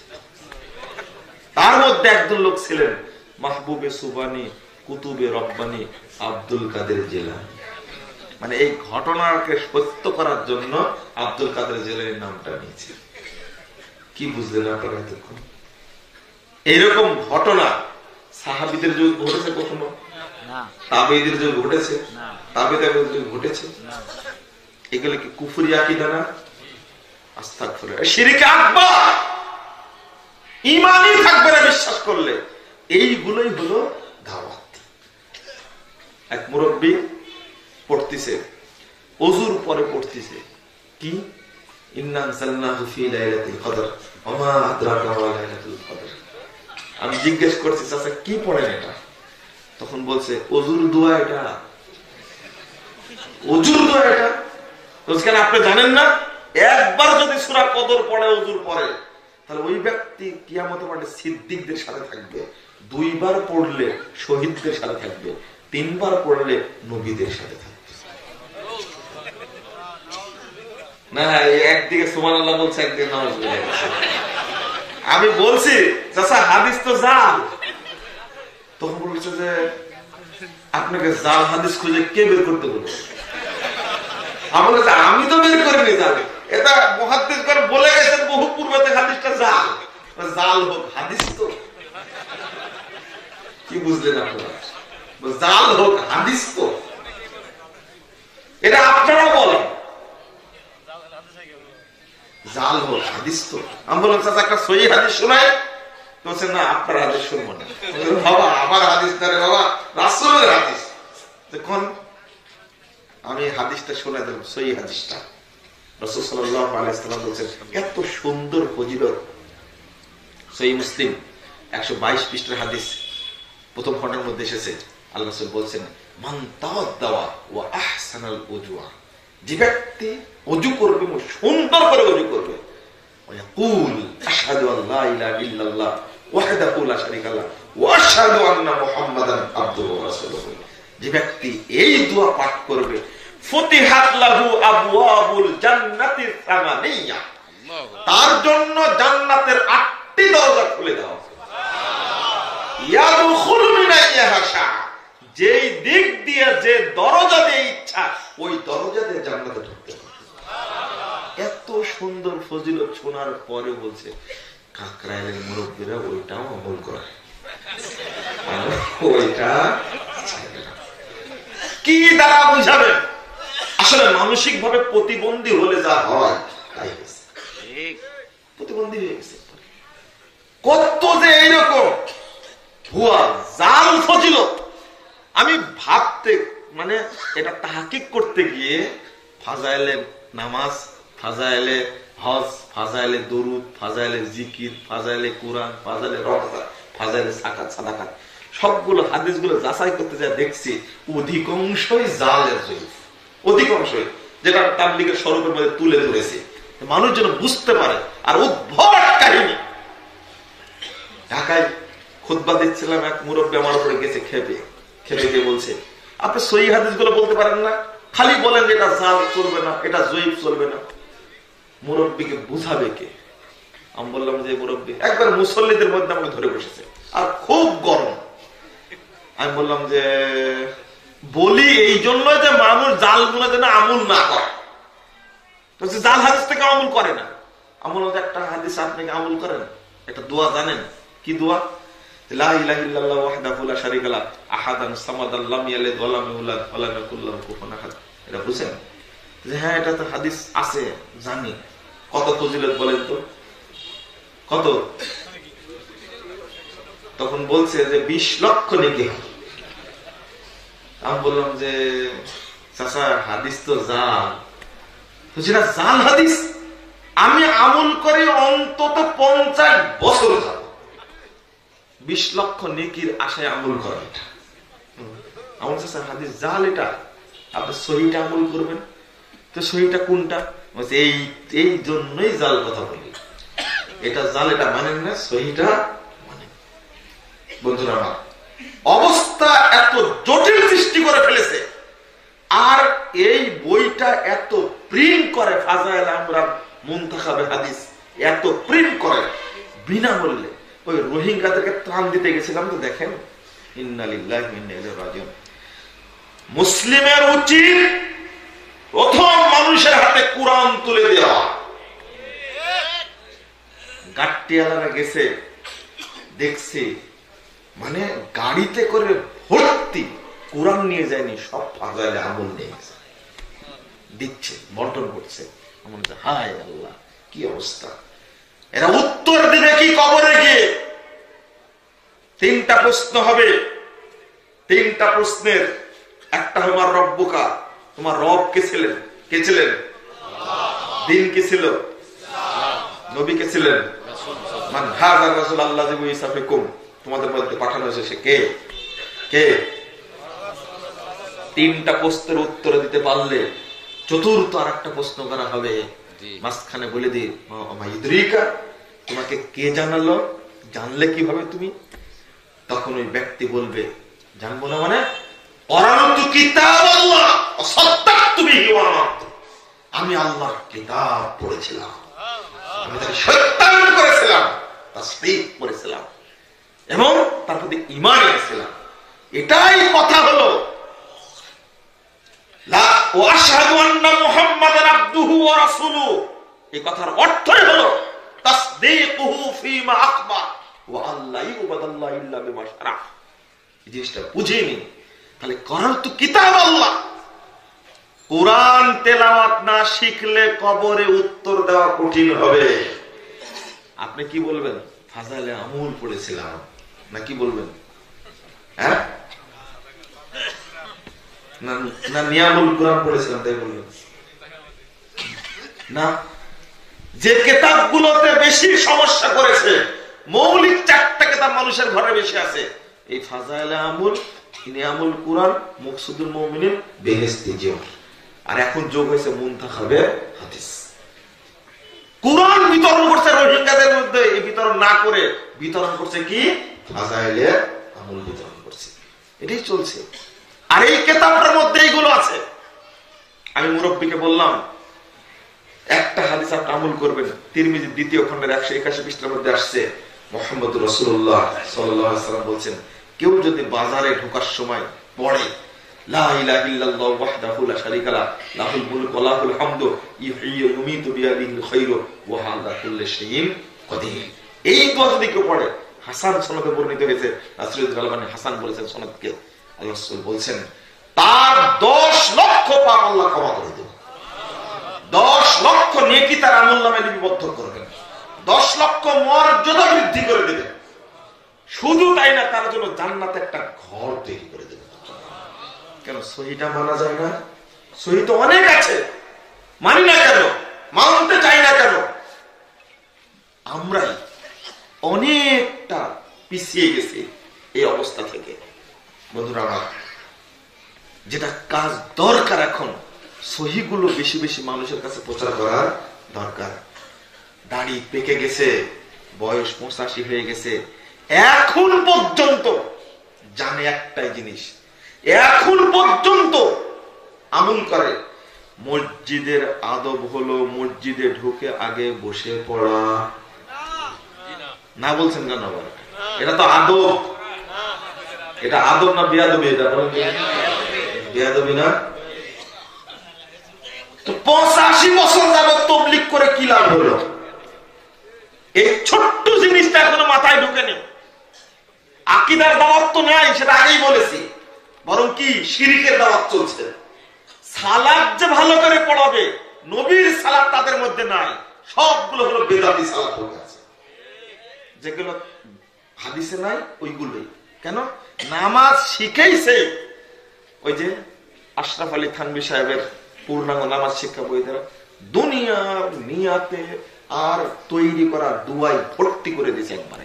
ওই দোয়াগুলোই পড়া সালাতের মধ্যে, সবগুলো বেদাত সালাতের মধ্যে যেগুলো ঢুকছে, এটাই নাকি শতামূল। দলিল ভিত্তিক আমলকে শতামূল বলা হয়। যে আমলে দলিল নাই, এটা হলো বেদাতি আমল। এক শ্রেণীর মানুষ আসবে, আমল করবে, কিন্তু আমলগুলো আল্লাহ রাব্বুল আলামিন নষ্ট করে দেবেন, ওই আমল থাকবে না।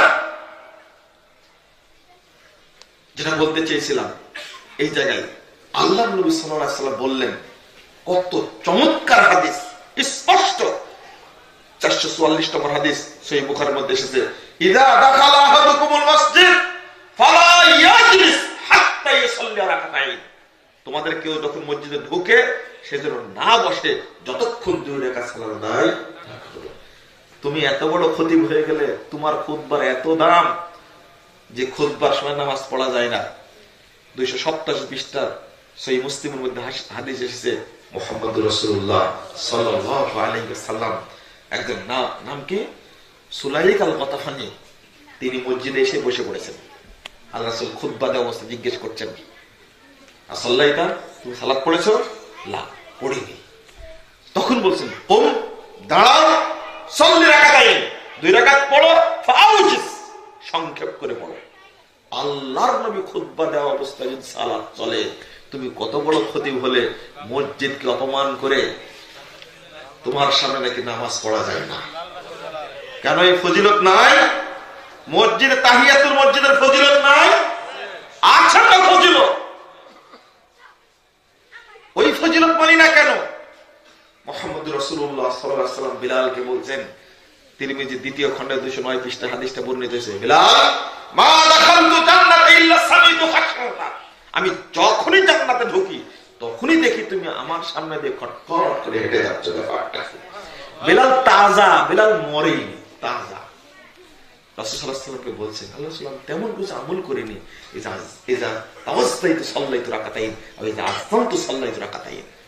আমি যখন ওযু করি তখন 2 রাকাত তাহিয়াতুল ওযু পড়ি, অথবা তখন আমি আযান দিই তখন তাহিয়াতুল মসজিদ 2 রাকাত পড়ি, আর কোনো আমল করি না। আল্লাহ রাসূল বললেন, আর বলতে হবে না, বিহিমা, এই 2 রাকাত সালাতই তোমাকে আমার সামনে দিয়ে জান্নাতে হাঁটার সুযোগ করে দিয়েছে। সুবহানাল্লাহ। ফজিলত তো আছে, ফজিলত মানলেন না কেন? শিখলাম কি? 85 বছর যাবত তাবলীগ করছি, শিখলাম কি? দুর্ভাগ্য। বরং হাদিসগুলো যখন যায়, তখন বিদ্বেষটা আরো বাড়ে। বিদ্বেষ এমন ভাবে পোষণ করে, কল্পনাই করতে পারে না, ভাবতেই পারে না। ঢাকায় খুতবা দিয়ে বেরিয়ে আসছি, একজন আমাকে ধরে ফেলেছে। হাদিসটা বলেছি, রাগে বলছিলাম, সব হাদিসগুলো বলেছে দিনে। রাসূল সাল্লাল্লাহু আলাইহি ওয়াসাল্লাম বললেন, সালাতে দাঁড়ানোর সময় পরস্পরের পায়ে পা, কাঁধে কাঁধ মিলে ফাঁক বন্ধ করে দাঁড়াতে হবে। প্রত্যেকটি হাদিসের গ্রন্থে বাবু তাসবিয়াতুস সুফুফ উল্লেখ করা আছে, কাতার সোজা করা অধ্যায়। রাসূল সাল্লাল্লাহু আলাইহি ওয়াসাল্লাম বলছেন, আবু দাউদের 97 পৃষ্ঠা হাদিস বর্ণিত হয়েছে, লা তাযরু ফুরুজাতাল লিশাইতান, শয়তানের জন্য ফাঁক রেখো না তোমরা। শয়তান দাঁড়িয়ে থাকে ওখানে, দুইজনের মাঝখানে শয়তান দাঁড়িয়ে থাকে, দুইজনকে কুমন্ত্রণা দেয়।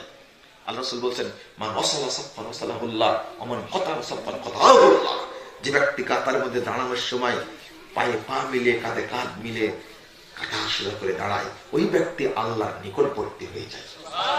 আর যে ব্যক্তি বিচ্ছিন্ন হয়ে যায়, কাতারের মধ্যে ফাঁক রেখে দাঁড়ায়, ওই ব্যক্তি আল্লাহ থেকে বিচ্ছিন্ন হয়ে যায়।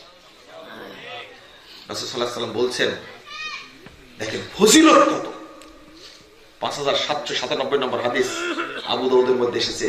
আল্লাহ রাসূল সাল্লাল্লাহু আলাইহি ওয়াসাল্লাম বলছেন, মান সাদ্দা ফুরজাতান ফি সাফ, কেউ যদি কাতারের মধ্যে দাঁড়ানোর সময় ফাঁকা বন্ধ করে দাঁড়ায়, ফাঁকা বন্ধ করে দাঁড়াবে, রাফাল্লাহু লাহু দারাজাত, আল্লাহ তার মর্যাদা বৃদ্ধি করে দিবেন। ওয়া বানাল্লাহু লাহু বাইতান ফিল জান্নাহ, এবং তার জন্য জান্নাতে আল্লাহ একটি ঘর তৈরি করবেন। হাদিসের সনদ সহিহ। বক্তব্যে বেরিয়ে আসছে, তখন ধরেছে আমাকে, ধরে বলছে যে দুইজনের মাঝে ফাঁকটা বন্ধ করার কথা বলছে। তো আপনার দুই পায়ের মাঝে যে ফাঁক ছিল অনেকখানি, এখানে শয়তান দাঁড়ায় না? বুঝেননি কথা? আচ্ছা, মেজাজটা কত খারাপ হয় বলেন দেখি, মেজাজটা কত খারাপ হয়। বেদাতীদের স্বভাবই এটা, উল্টা যুক্তি দেখে সুন্নাতকে ঢাকা দেয়, এটা হলো স্বভাব। বলেন ইমামের সাথে কেউ কি দাঁড়ায়? তাই ইমামের দুই দিকে ফাঁকা থাকে না? ওখানকার কথা আল্লাহ নবী বলেছেন, ইমামের দুই পায়ের মাঝখানে ফাঁকা থাকে না? আমার জবাবটা আর সহ্য করতে পারলাম না, জবাবটা মনে পড়ে গেছে আমার আব্বার কাছে শোনা। আবু তাহের বর্ধমানে জবাব দিয়েছিলেন খুব চমৎকার। আবু তাহের বর্ধমানে বলেছিলেন যে, পাগল কোথাকার, শয়তান কি অত বোকা, আদম সন্তানের ছোট বাবুর নিচেও দাঁড়া থাকে না। আল্লাহ এক এক সময় এক একজনকে পাঠাইতো। হ্যাঁ, আবু তাহের বর্তমানে আল্লাহ তাকে জান্নাতুল ফেরদাউস দান করুন। আগে আলেমগণ ছিলেন দলিলের আগে যুক্তিতেই পারেন, তারপরে সানাউল্লাহ অবরিত শরীফ, আলহামদুলিল্লাহ এক একজনকে আল্লাহ এমন ভাবে নাজিল করেছিলেন। ফাতিহে কদিয়ান শের পাঞ্জাব কাদিয়ানীকে এমন ভাবে সাইজ করলেন, গোলাম আহমদ কাদিয়ানীর বাহাসে গিয়ে গোলাম আহমদ যুক্তি দিল, দেখো আমার নাম হলো আহমদ, আর আল্লাহর নাম দিয়েছে ইসমুহু আহমদ, আমি যে নবী এটা তার পুরানি তার দলিল। তখন সানাউল্লাহ সাহেব বলছেন যে, আহমদ তুমি কি জানো আমি আল্লাহ? মানে ওর তো গোলাম আহমদ ছিল, গোলামটা বাদ দিয়ে দাবি করছে কি আহমদ, আর ইনি বলছেন আমি তো আল্লাহ, তুমি কি জানো? মানে সানাটা বাদ। সানাউল্লাহ, আমার মতো আল্লাহ তোমার মতো গাধাকে নবী করে পাঠায়, কি জবাব তুমি বলেন দেখি। আরো অনেক কাহিনী আছে, কিন্তু যুক্তিটাই শেষ। আলহামদুলিল্লাহ তাদের মধ্যে একটা যুক্তি ছিল। ঠিক আব্দুর রব সাহেবের একটা ঘটনা আমার আব্বা বলেন যে, বক্তব্য দেন রাত্রিতে, ঘুম থেকে উঠতেই ফজর সালাত শেষ না হতে পুলিশ এসে গাড়ি বাড়ি ঘেরাও করে দিয়েছে। আপনি নাকি আল্লাহকে অস্বীকার করেন কেন? এই যে হুজুরেরা বলছে আপনি আল্লাহকে মানেন না, কেন আল্লাহকে মানি না? কি বলেন আপনারা? আমি তো আল্লাহর পক্ষেই বক্তব্য দিয়েছি গাড়িতে। মানে উনি বলেছেন আল্লাহর আকার আছে, তিনি নিরাকার না, এই হলো আপত্তি। আল্লাহ সর্বত্র বিরাজমান, এটা তো ঠিক না। তখন আপনি নাকি বলেছেন আল্লাহ সর্বত্র বিরাজমানের কথা মিথ্যা, ঠিক না? তো বলছে যে অবশ্যই ঠিক না। ওরা বলছে যে আল্লাহর সর্বত্র বিরাজমান, এই কথাই ঠিক। বলছে তাই নাকি? কি আলেম সাহেব ঠিক আছে? আল্লাহ সর্বত্র বিরাজমান, সব জায়গায় থাকেন? হ্যাঁ আল্লাহ সব জায়গায় থাকেন। হুজুর বসে আছে যে মুড়ার উপরে, আব্দুর রব সাহেব বলছেন যে আপনার মোড়ার নিচে যে জায়গাটা ফাঁকা আছে, আল্লাহ কি ওখানেও আছে? বুঝেননি কথা? আল্লাহ কি ওখানেও আছে? কথা কয় না। এসপি সাহেব বলছে কথা বলেন না কেন? কথা কি বলবে? আল্লাহ যদি সব জায়গায় বিরাজমান থাকে, ওখানে আছে, তাহলে আপনার মোড়ার নিচেও কি আল্লাহ আছে? কি উত্তর দিবে? আপনি নাকি আর একটা কথা বলেছেন যে আল্লাহ আকার আছে, আর একটা বলে আল্লাহ নিরাকার। কোরআন হাদিস বাদ, কোরআন হাদিসের দলিল দেয়নি। আব্দুর রব সাহেব বলছেন যদি এটাই ঠিক হয়, তাহলে আল্লাহ যদি নিরাকারই হন, মানে ইমাম আবু হানিফা আল্লাহকে 99 বার স্বপ্ন দেখেছেন, এই কথা কি ঠিক? একটা ঠিক বললে আর একটা মিথ্যা হয়ে যাবে না? একদিকে বলছে আল্লাহ নিরাকার, আর একদিকে বলছে 99 বার স্বপ্ন দেখেছেন আবু হানিফা। দো হাল সে খালি নেই, একটা সত্য বললে আর একটা কি হবে? বলেন। এসপি সাহেব বলছে কথা বলেন না কেন? ছোট্ট একটা হুজুরের সাথে আপনার কথা বলছেন। তখন বলছেন যে কথা কি বলবো, সব তুমি বাঁকা বাঁকা কথা বলছে। কথা তো বাঁকা বলেনি, ঠিকই বলেছে। যদি তুমি 99 বার আল্লাহকে স্বপ্ন দেখে থাকেন, এই কথা যদি সত্য হয়, তাহলে আল্লাহর আকার আছে। আর যদি আল্লাহ যদি নিরাকার হন, তাহলে আবু হানিফার কথা মিথ্যা। কোনটাকে?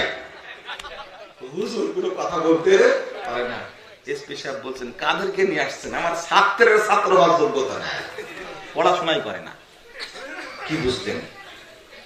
আর মাশাআল্লাহ এখন একটা লোককে আল্লাহ আবার বের করে দিয়েছেন, ডাক্তার জাকির নামে। জান শুধু উত্তর নিয়ে একবার আপনার ফেড়ে ফুড়ে দেবে, আপনাকে দলিল পড়ে যুক্তি দিয়ে শেষ করে দেবে। আসলে এইগুলো হলো বর্তমান যুগে।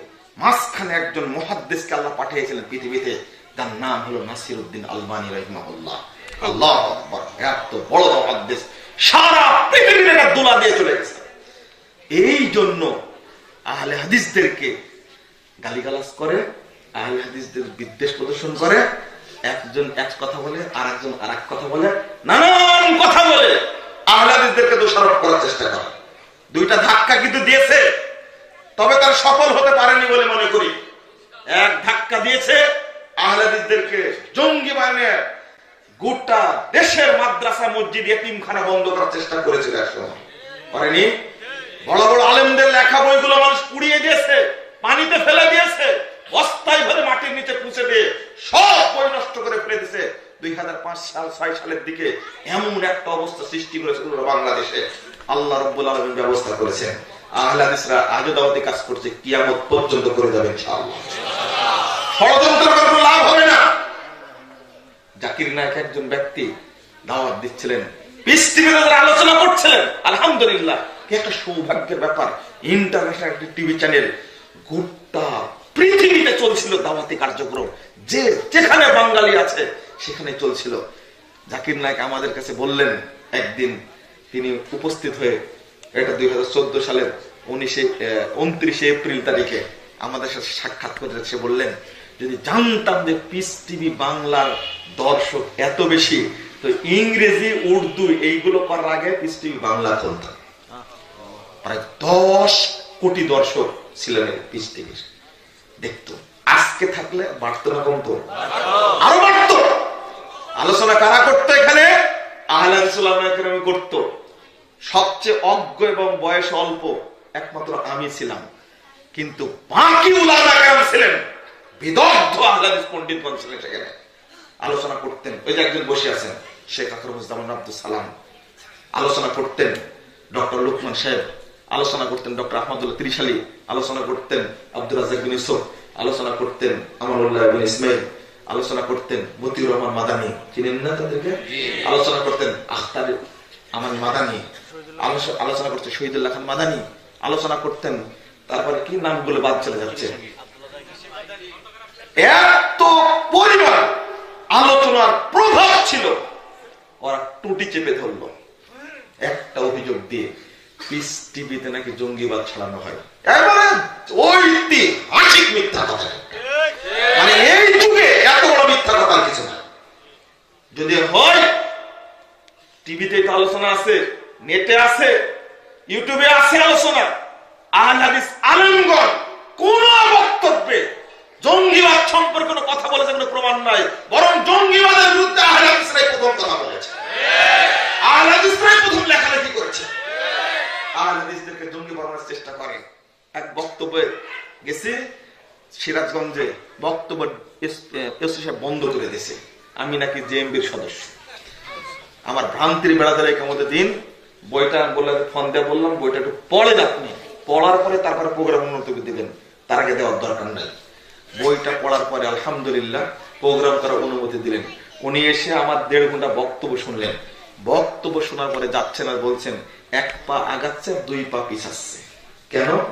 যেগুলো বললেন এগুলো থেকে মাপ পাওয়ার কোন বুদ্ধি আপনাদের কাছে নাই। সেদিন বক্তব্য ছিল দুর্নীতির বিরুদ্ধে।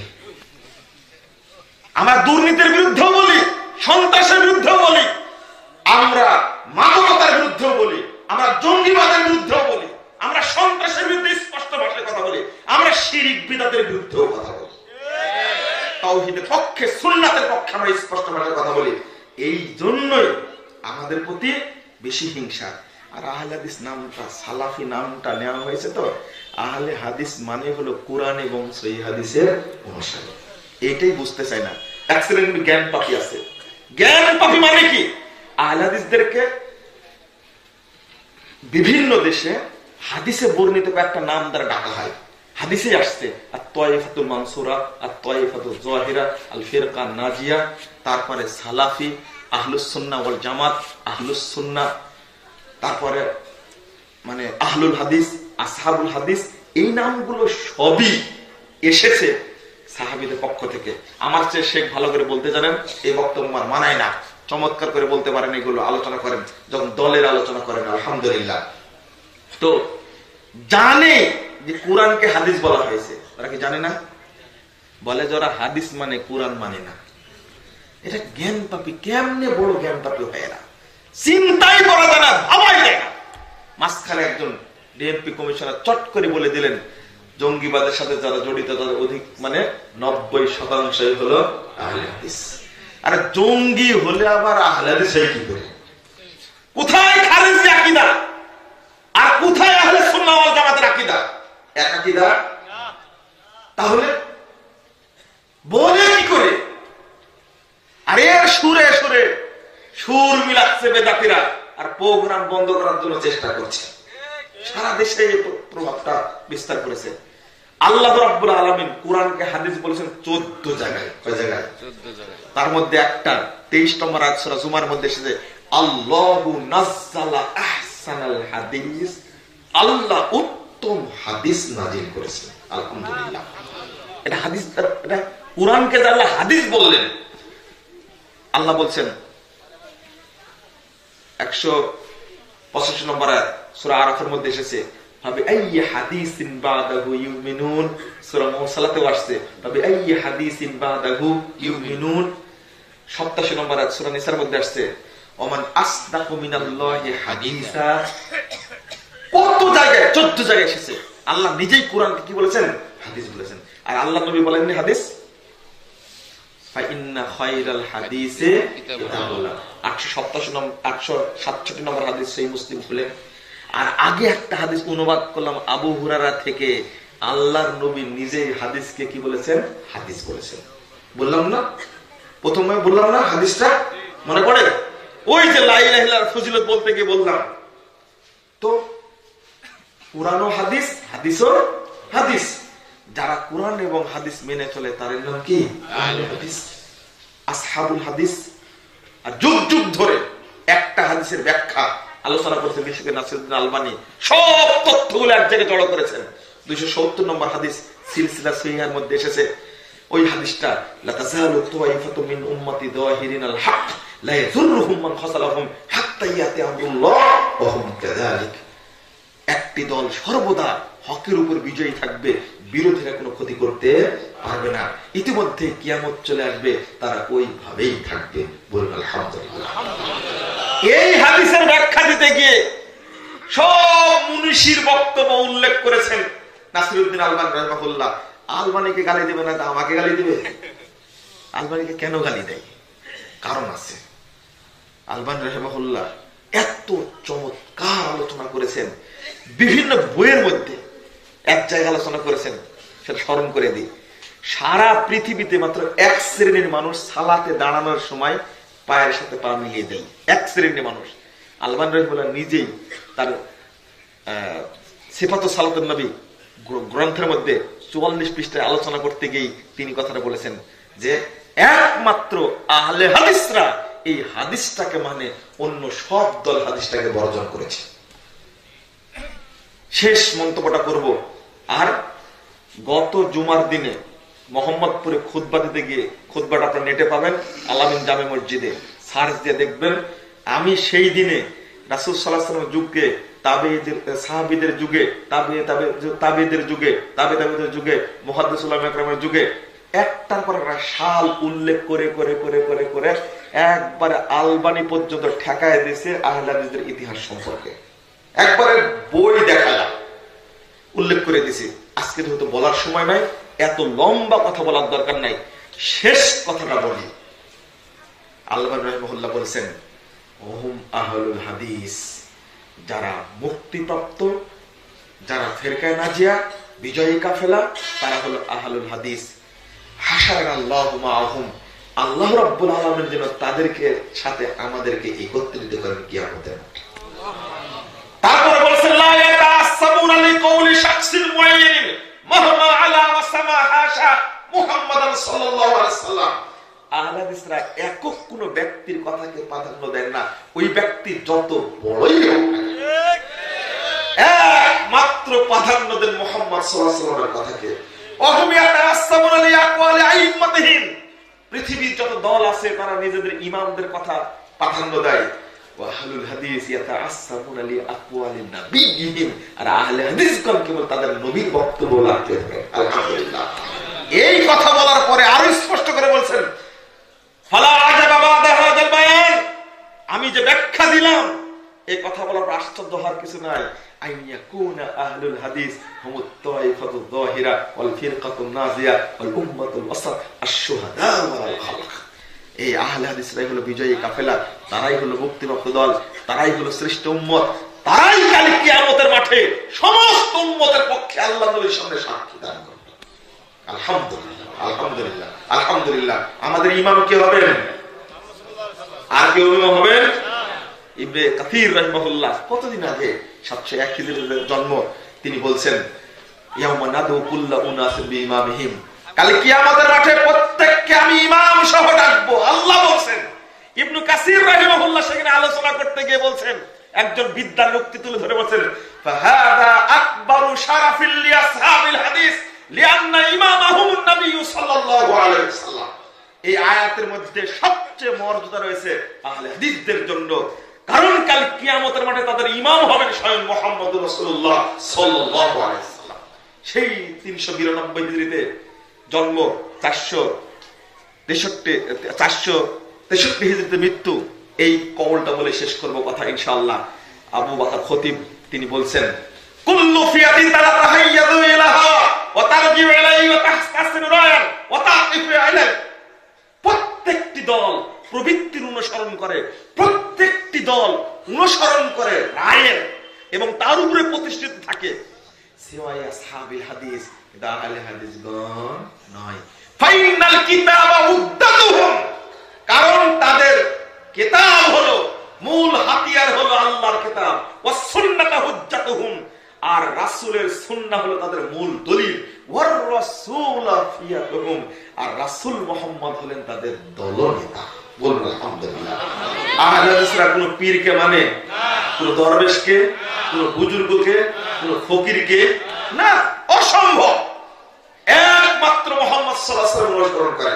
আর কাল কিয়ামতের মাঠে আমাদের ইমাম হবেন মুহাম্মদ সাল্লাল্লাহু আলাইহি ওয়াসাল্লাম।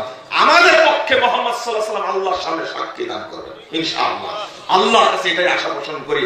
অতএব সার্বিক জীবনে মুহাম্মদ রাসূলুল্লাহ সাল্লাল্লাহু আলাইহি ওয়াসাল্লামের আদর্শের অনুসরণ করবেন, এই আশা পোষণ করছে আপনাদের কাছে। আর বিশেষ করে যুবক ভাইদেরকে বলছি, তোমাদেরকে দাওয়াতি কার্যক্রম পরিচালনা করতে হবে নির্ভীক চিত্তে। এই দেশের মানুষ যেন হকটা পায়, তাওহীদটা পায়, শিরকটা এবং বিদআতটা যেন বর্জন করে আলোকিত জীবনে ফিরে আসতে পারে, এই প্রচেষ্টা আমাদের চালিয়ে যেতে হবে। আল্লাহ তুমি আমাদের কবুল করো। আল্লাহুম্মা আমিন।